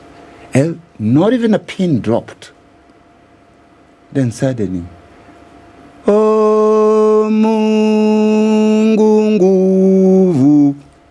the national anthem, and the Kenyan flag started. One of the person who taught us this song was called George Zake, was a Tanzanian primary school teacher. So we all knew this song from A to Z. We were waiting for the day. And the Union Jack came down, the Kenyan flag started flying, coming up slowly, and the lights were coming out slowly, slowly. until we saw the flag. Mm-hmm. Hey, we cried. And as you were singing the national anthem, As we were singing the national anthem, when it reached the last stanza, oh, boom! The flag was up, and we all cried of happiness. Mm. Yeah. That's the most memorable part of this country in my history. At that point, a 12-year-old Lwande Oneko. Yes. Did you understand what that was? 120%. What was your understanding of it? From now onwards, mzungu aende Ulaya, Mwafrika apate uhuru na jukumu. That was all we wanted. Let the white man go home. Yeah. Can I take you a few years back? You were 12 years old in 1963. You lived in, for all intents and purposes, you lived in prison for 3 years. Not prison, detention. Detention. Because the Mau Mau, worse than that. The Mau Mau, especially the Sikhs that I know well, were in prison for 7 years. Okay. 52 to 1959. Yes. That's 7 years. Then they were in the camp in 59, 60, 61. Okay. It was like a rehabilitation back to the society. All right. And it was very carefully tailored. That now that I think about it. Yeah. From prison, then you're taken to detention camp. In the detention camp, slowly you're brought one wife. Sorry to say one wife. No. Don't be sorry. It was one wife, which means there were more people had more than one wife. Even now. Yes. Now. So they bring one wife. One wife. And And then, her children. No, one wife. Just the wife first. alone. One wife first. First, my mom went, took about 2-3 months or so. Then me and my brother, who I follow, I was the youngest. I was the Kitinda Mimba. And there was my brother, Olola. Then there was my eldest brother, Dr. Chieng, which I think most of you know, the one of KTB. Yes. He's the one who was doing all the logistics, the journey to Marsabit. It took us about 2-3 weeks. I think it must have been long, very long. But for you, Lwande, at that time, Right, did now- you understand, did you know the reason why you were being brought in this series to the detention camp? What was the Very reason? clear. My grandfather educated us on this. Tell us. That my grandfather and Jaramogi and my mother, these 3 people, they were my teachers. Yeah, my grandfather talked about he had been to the World War I. So it was very clear that Kenya wanted freedom from Muzungu, the British. And he used to call them the coward British. My grandfather used to call the coward what? British. Why? Because he was in the war, he was on the British side, but the Germans were really hot. He used to say the Jironyamande, really strong man. So I knew about this. I knew that we had to have freedom in this country. Yeah. I was not living a squalor life. No. No. My grandfather was rich enough to take care of my mom and the children. Yeah. John C.B. Okumu today, so a few years ago, wrote a play, and he called it Kagia. Yeah. Right? And he was focusing. My uncle. Yes. He focused on the Sikhs. Yeah. Right? And then talked about then the fight towards this independence. CBI, no. Right. So let's look at that 1963 when there were the tears and there was the jubilation. Obviously coming through those years in detention and the struggle that your father had gone through. Yeah. Can you know what you felt on that day? Is it possible to even then imagine what your father felt when the Union Jack was lowered and the Kenyan flag then ascended? My father is an extremely emotional man, and I know tears must have dropped. I know it. I was not next to him, but I know him. Yeah. He must have cried tears of joy. You know, the question that has often been asked by many people, Chieng Oneko. Yes. Now, what is now known as Siaya County, that part of Siaya County, Ragegne, where you come from, how in those days did Ochieng Oneko end up in Nairobi, and how did he end up being in this struggle, and so that to the point where a struggle that many people assumed was a Mau Mau struggle, which was a struggle within central Kenya. How did a Luo from Luo Nyanza end up in this struggle? It's very simple, Charles. Yes. I started with my grandfather. Yeah. My father declared war on education in 1920, immediately after the First World War. And he said, in this compound, for us to be free. Your grandfather? Yes. Yes. For us to be free, we must equip our children with the modern education. And more so, and this is very surprising, and more so the girls. And all my aunties went to school. They died speaking English. Now, that not being the...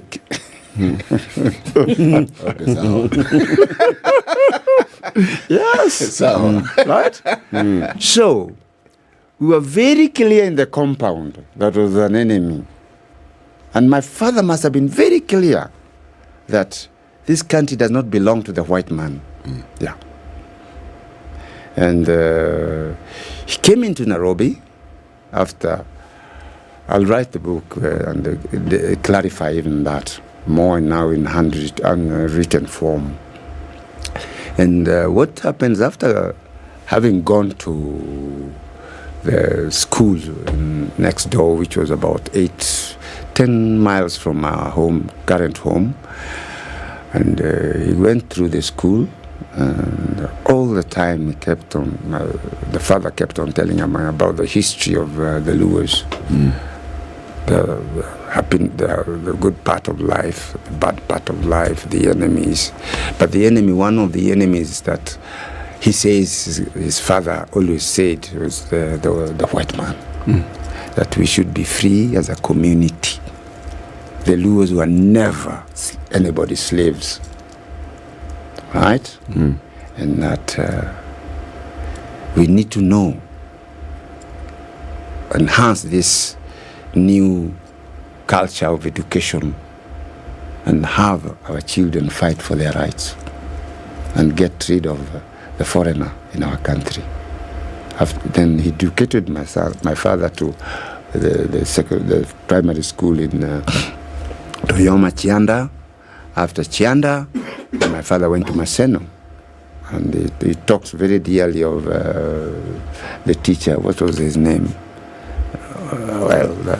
Carrie Francis? Yeah. Carrie Francis? Carrie Francis, yeah. Yes. He talked very dearly about Carrie Francis, how they were very good friends. But now when he reached Nairobi, he got to work with Kenya Meteorological, just at Dagoretti. Yes. So the Dagoretti way.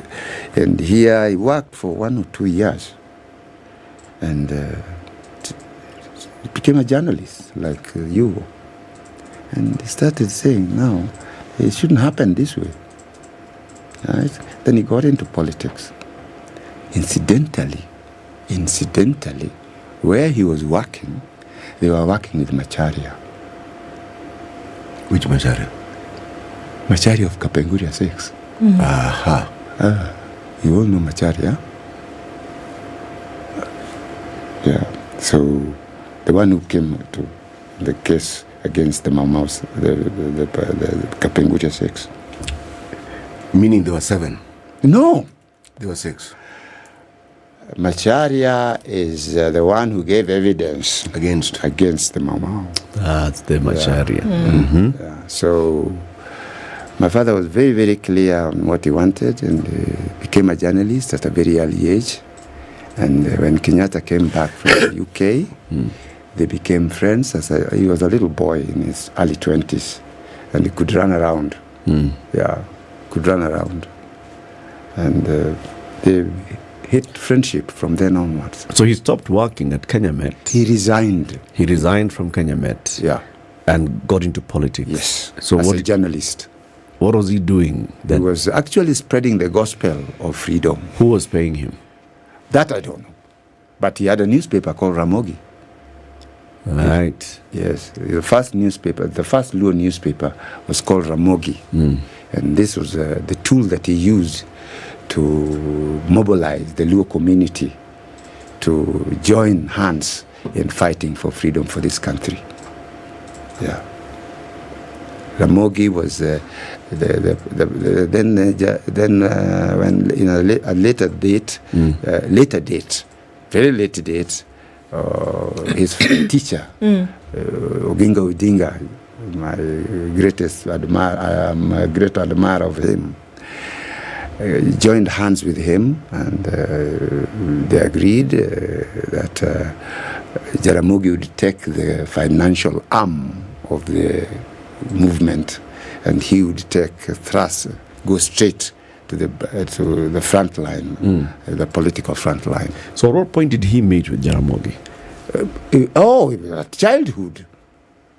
childhood, first and foremost. When they were going to primary school? No.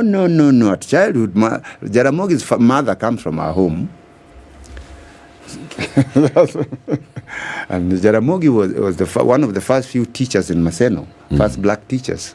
And he was my father's teacher. Right. Yes. Yeah. So they met again now nicely. Now they met as adults. As adults. Equal adults. Where Jaramogi was now more keen on the economic aspect of life. And my father was more keen on the political. Yeah. Let's take a break and then we continue this conversation shortly. It's 9:30. Our guest is Luande Oneko. You're the second-born son the third-born son. Yes. Of Achieng Oneko, freedom fighter. Ramogi Achieng Oneko. Is Ramogi Achieng Oneko. Yes, that name is very significant. Ramogi. Because he dropped his name Richard. And he kept on saying, I have no relative, no ancestor by the name Richard.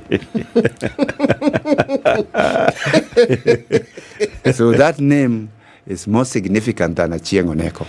Because Ramogi is his first name. It's his first name. Very good. Always when you write Ramogi, because Ramogi touches his heart, even where he sleeps now. Back shortly. Good morning. This is the Situation Room, the only way to start your day.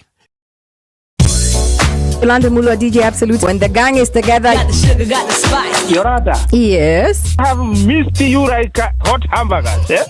Like hot hamburgers. You know, bad boys give more money than you can count. Hey, bad boys give more money than you can count. If it's fun, it's funky, it's fresh, you're definitely going to catch it here.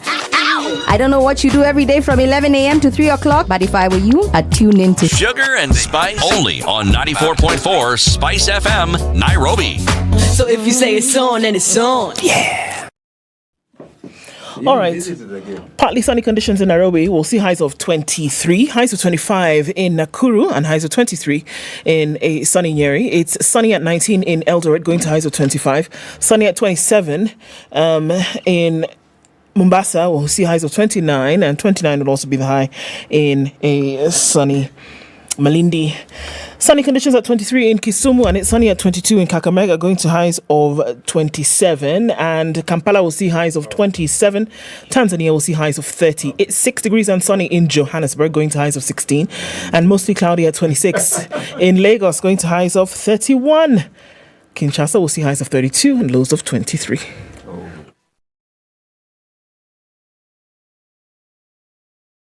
I have a brother. He was a pilot. He was laid off. He came to a policeman. He messed up. He went from a pilot to a policeman. Exactly. He stole a jet. Yeah. In fact, you should be lucky he was not court-martialed. The Spice Drive. Big hair and the biggest hits from the best decade.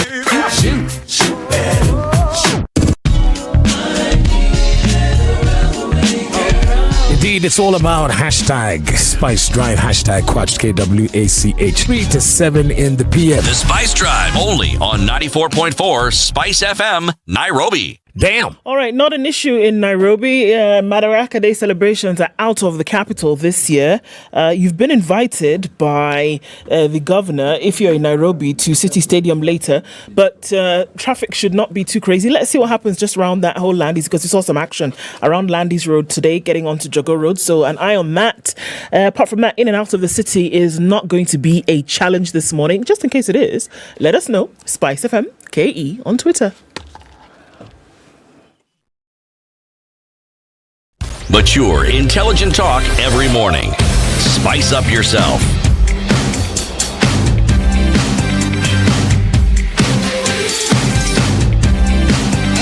Mornings done right. 94.4 Spice FM, Nairobi. Conversation continues 27 minutes to 10.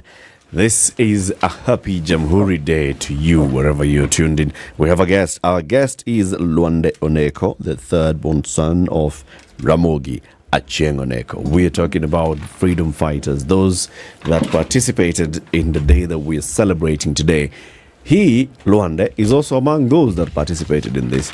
He lived in detention with his parents in Marsabit when independence was declared on this day. And it's just been giving us the journey of Ramogi Achieng Oneko, exactly what he did and how he ended up in this particular struggle. So as he was publishing this newspaper, as he was pushing and pursuing this and saying Africans ought to be free, there were then very many conversations that must have been taking place in terms of the kind of clashes that he was encountering himself with the colonial administration.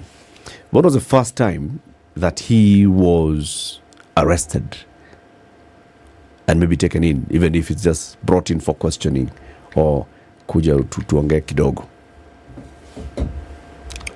You asking me that question? Yeah. Because from he was living in Kaloleni, and in the evening he was reprimanded to go and answer a few questions.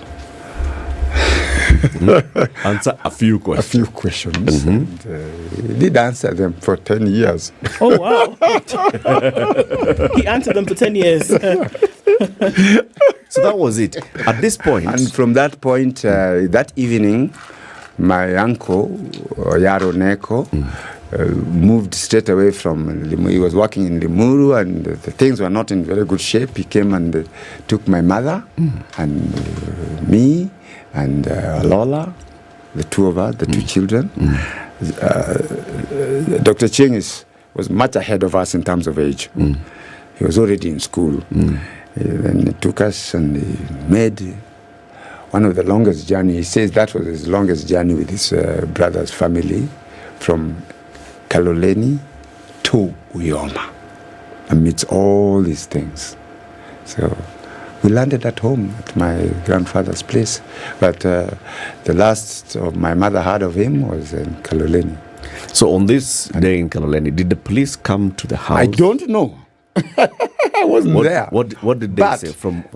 They came in and they said they wanted to talk to him.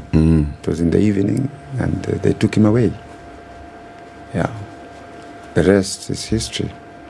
So that is the night that he talked. My mom talked about it severally. Yeah. How did life change for you after 1st of June 1963? Change in terms of what? In whatever term. We were under the custody and the guidance and the leadership of our grandfather, who lived a very happy life. Yeah. So we had no heartaches of food shortage. No.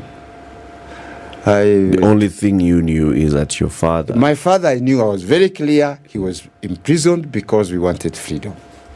That was very clear in our mind, right from childhood. Was there any kind of form of harassment by the colonial administration? Not in your the home. Father, not your in grandfather? the home. The only thing that we experienced, there was this detachment that the society had, that nobody wanted to get into trouble with the people who are anti-government. Right. You could feel it. It was a very clear feeling. Yeah. But we also had a lot of friends, family friends. Yeah. So, like I always say, when you reach somewhere, like in the US, they keep asking you how we went to school without shoes and all this. I told them, no. I can't answer that question because I don't know what you're talking about. You went to school with shoes. Oh yes, and I told the Americans in California, I was brought up with the caviar, honey, and the ghee.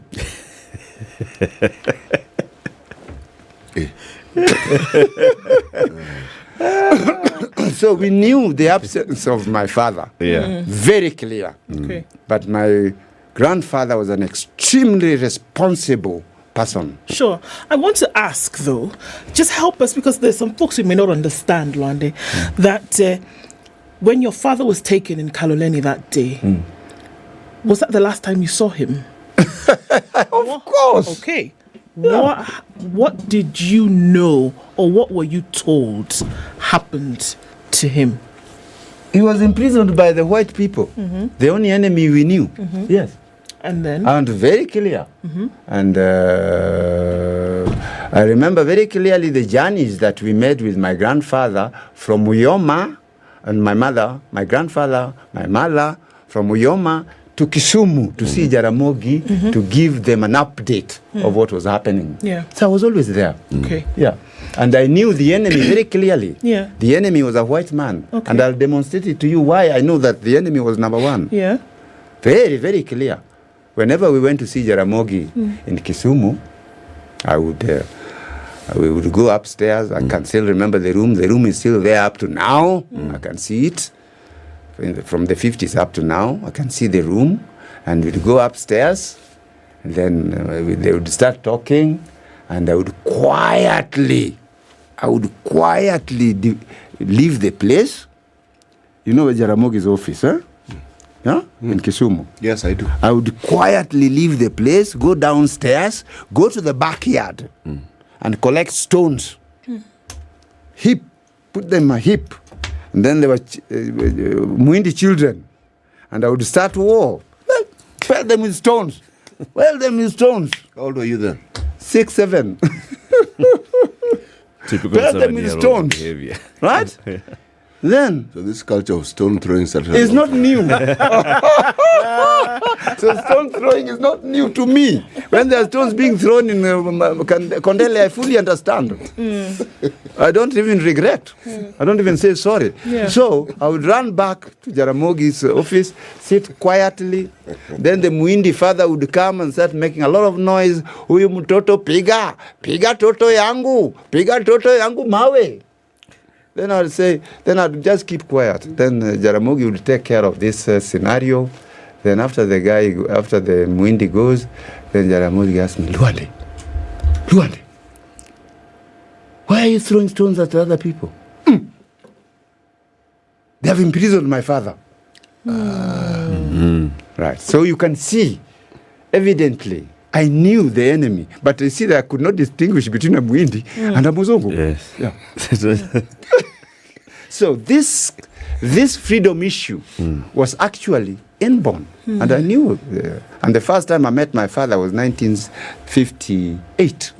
Yeah, when I was 7. Yeah, in Lamu Island.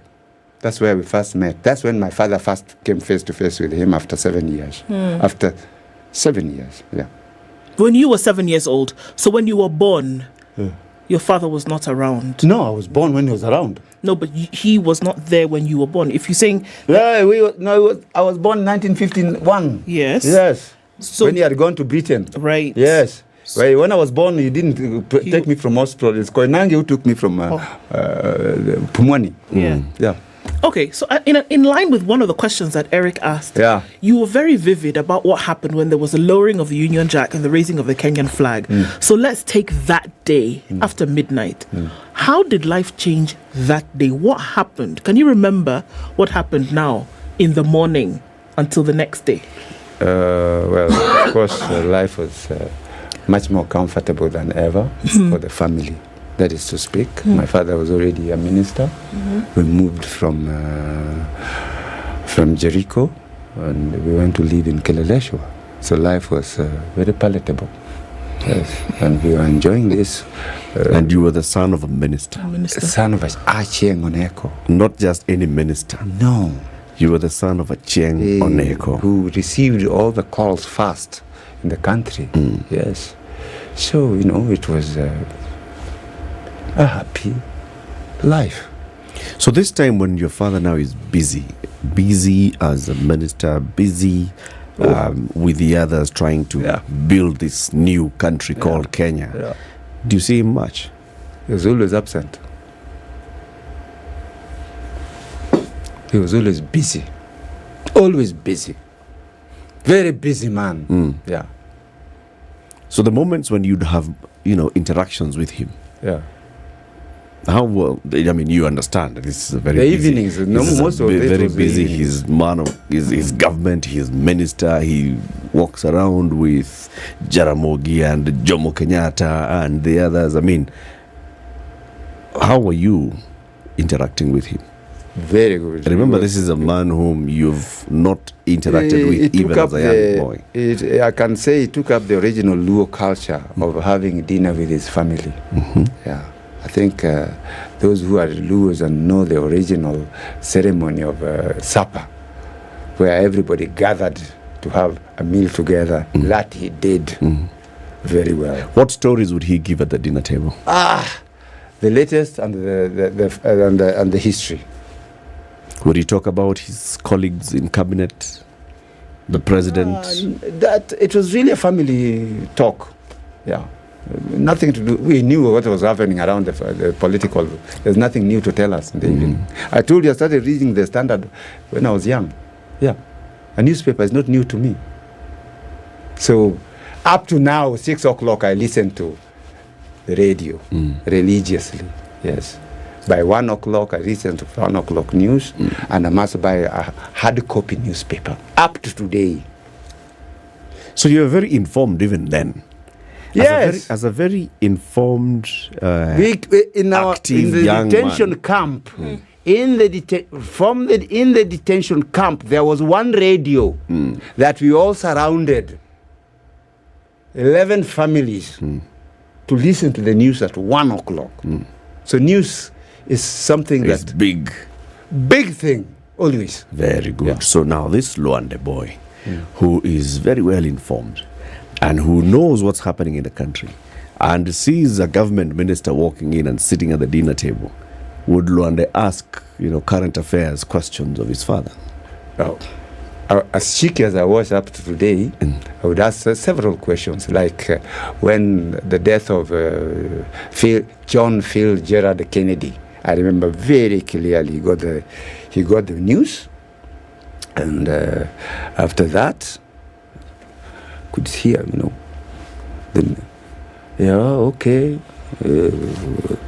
all the details, and then after a few minutes, he would call the president, Guka,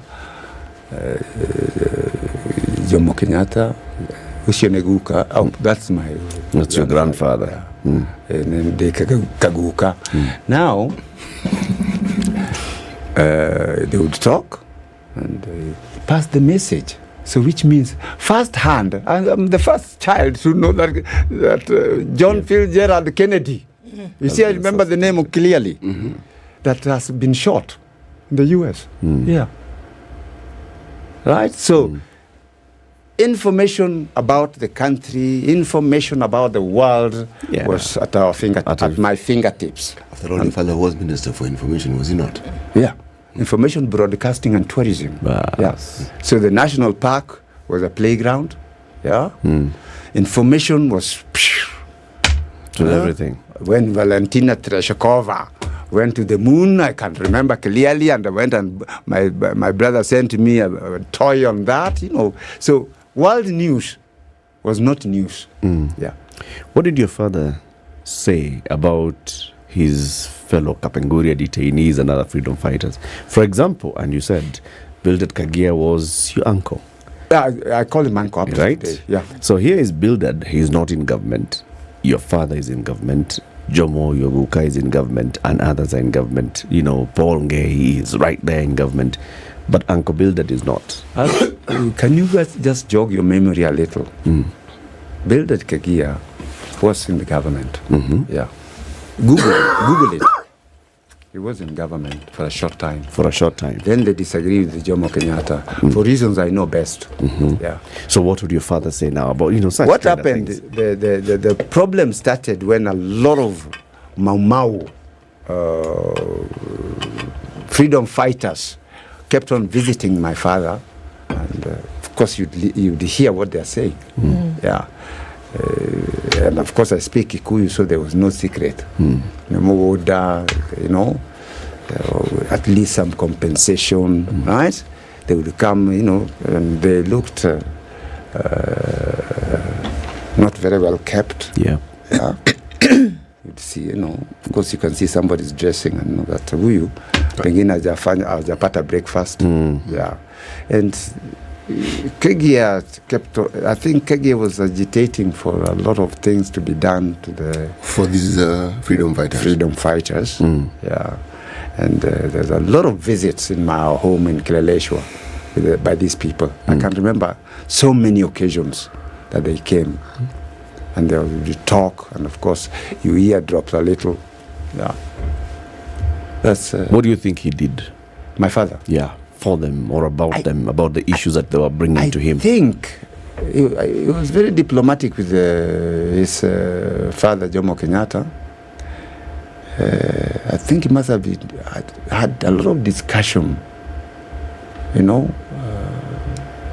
to start thinking about the people who had fought for freedom. Yeah, he must have said it severally. What they did after that, I don't know. Yeah, my father was very secretive about his friends. Yeah, very, very secretive. Yeah, never talked ill of any of them. Sorry. No, please. Yeah, carry on. I'm going to ask you, see, these are people who are very close friends. In fact, it's not just Ramogi Ochieng Oneko. Jaramogi Oginga Odinga himself was very close to Kenyatta. Extremely. Now, this has always been something that puzzles me, honestly. The differences that then brought about KPU and the division, are they not issues they could have sat and agreed on? Sorry to tell you, I also believed, and up to today I believed that these people would have sat down and talked. Yes. Up to today I regret that KPU thing, and I don't like it. Because I felt, up to now I feel it was where we really made a blunder as a country. Yeah, that marked the beginning of chaos in this country, according to me. Because these people were so close. Jaramogi Oginga Odinga, Ochieng Oneko, and Jomo Kenyatta, you could not separate the three. And up to today, I say there must be outsiders. Pulling Ochieng Oneko that side, pulling Oginga Odinga this side, and pulling Jomo Kenyatta that side. Because these are people that, in terms of family, I couldn't believe that this could happen. I couldn't believe up to today. Up to today. There must have been serious enemies who wanted this separation. Up to today, I believe that. I don't know them, and I don't want to discuss that. But these were really, we would spend weekends in Gatundu. Right? Zakwa was I can't go anywhere in Kisumu without going to Jaramogi's house. I can't go anywhere in Kiambu without going to Jomo Kenyatta's house. Or Koinanges? On Koinange. Hey, the Koinanges. These are not Kikuyus to me. These are my relatives. Yeah, these are relatives. So when somebody says about tribes, it beats me. It beats me. I never thought about it until very late. Thinking about the Kenya that you lived in at that time and what you see today, do you think that the kind of desire that the six or the three, or looking at freedom fighting that day, that they had for a country independent, would they be satisfied with the Kenya that there is today? I don't think so. There are a lot of sibling wrangles. in the country today. A lot of unnecessary sibling wrangles. Yeah. Unnecessary. That is detouring us from actually taking care of Kenyans. And a lot of selfish, personal ambitions. Useless ambitions. We have freedom now. You know? Then what's this? Why can't we build our roads? Why can't we build the infrastructure? Yeah. And you find people throwing stones at each other, spitting on each other, instead of looking, how can we have the next meal in the next 10 years? How can we have a bumper harvest with or without rain? Right? And I feel very sad when I look at the country as a person. This is not what our parents, our forefathers fought for. This is a new country. I feel beaten. I feel defeated when I see the dilapidated economy. Right? So this is, I don't think they would be happy. If they woke up today and so look at our screens and people abusing each other, and every day there's a riot, this is not Kenya that these old people wanted. No, it is not. What would you advise? I would say, forgive each other all the time, talk to each other. Today I see the politicians, one is on the other corner, the other one is on the other corner, the other one is the other corner. There are so many corners. And people just spitting at each other from every corner. This is terrible. Yet, it doesn't mean if somebody is in another party or in another circle or in another group that you are not brothers and sisters. There is nowhere we are going. We are in Kenya. For instance, me, there's nowhere I don't admire any other country in the world except Kenya. Nothing. I've been all over the world. My work has taken me all over Africa. I don't think there's anything I love more than Kenya. No way. I can't live in Tanzania. No way. I can't live in South Africa. No way. I can't live in West Africa. This is our home. Let's just build our small houses, our small homes, our small gishagis, our small gardens, moda. Let's just till this land we have. It's God-given. We are one of the countries in the world where there are no extreme weather. You don't have to wear clothes all over your body. There's no winter. There's no summer. There are no earthquakes. There's no torrential rainfall. The way you see in places like India. When it is raining, it kills. When it's hot, it kills. When it's cold, it kills. Nothing like that in this country. This is paradise made simple. We are destroying ourselves. Honestly. Rwanda, there are those that say that despite that celebration in 1963 and then the other one in 1964, that the system that had been established by the colonialists was never dismantled. That it's still the same extractive system that is externally controlled, that even those who are in positions of leadership are still answerable to that system. What do you say? That is a myth. That is a myth. When I leave my father's compound and I build my home as a Luo, I am the ceremonial head of that home and my wife becomes the governor. If we cannot run that home, we cannot go back to Achieng' Oneko's home and say, but today I went to the shamba, today I did this. There's no way. I am the chairman of that home. And my wife becomes the governor immediately. I've been given the freedom to take care of my children and my grandchildren. Yeah. And I can't run back and tell there were mistakes. I can't run back and keep reporting to my mother what we are doing with my wife in the compound. No. Then my managerial acumen must be doubted. My wife's governance must be doubted.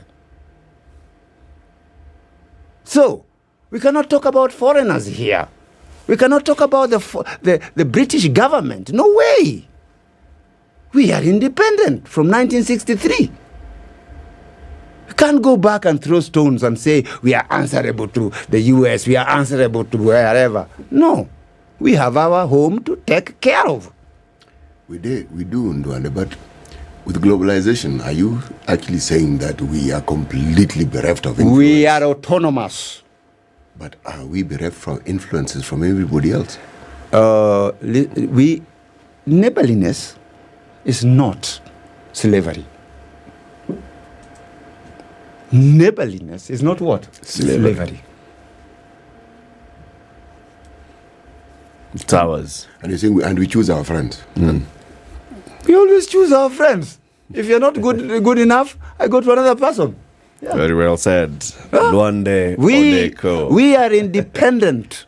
Should not blame anybody else except ourselves. Thank you, Luande. God bless you, man. Asante sana. Tutaonana inshallah, Allah Akbar. Kabisa. Luande Oneko, son of Ramogi Ochieng Oneko, freedom fighter, has been our guest this morning. We've been talking about, the journey of independence from the lenses of various people. Thank you very much for tuning in to Kenya's biggest conversation. About my father and then being in Fort Kenya. I'm still in Fort Kenya. Oh. You're still in Fort Kenya? Yeah. Very good. Yeah. Have a lovely day, people. Enjoy your Madaraka. Thank you. Have a nice time.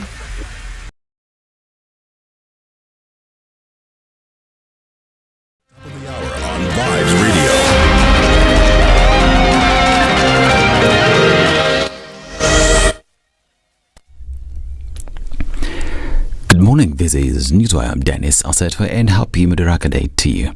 Thousands of people have flocked the Embu Stadium in Embu County for the country's 60th Madaraka Day celebrations, said to be led by President William Ruto by 6 a.m. The stadium was already full, save for the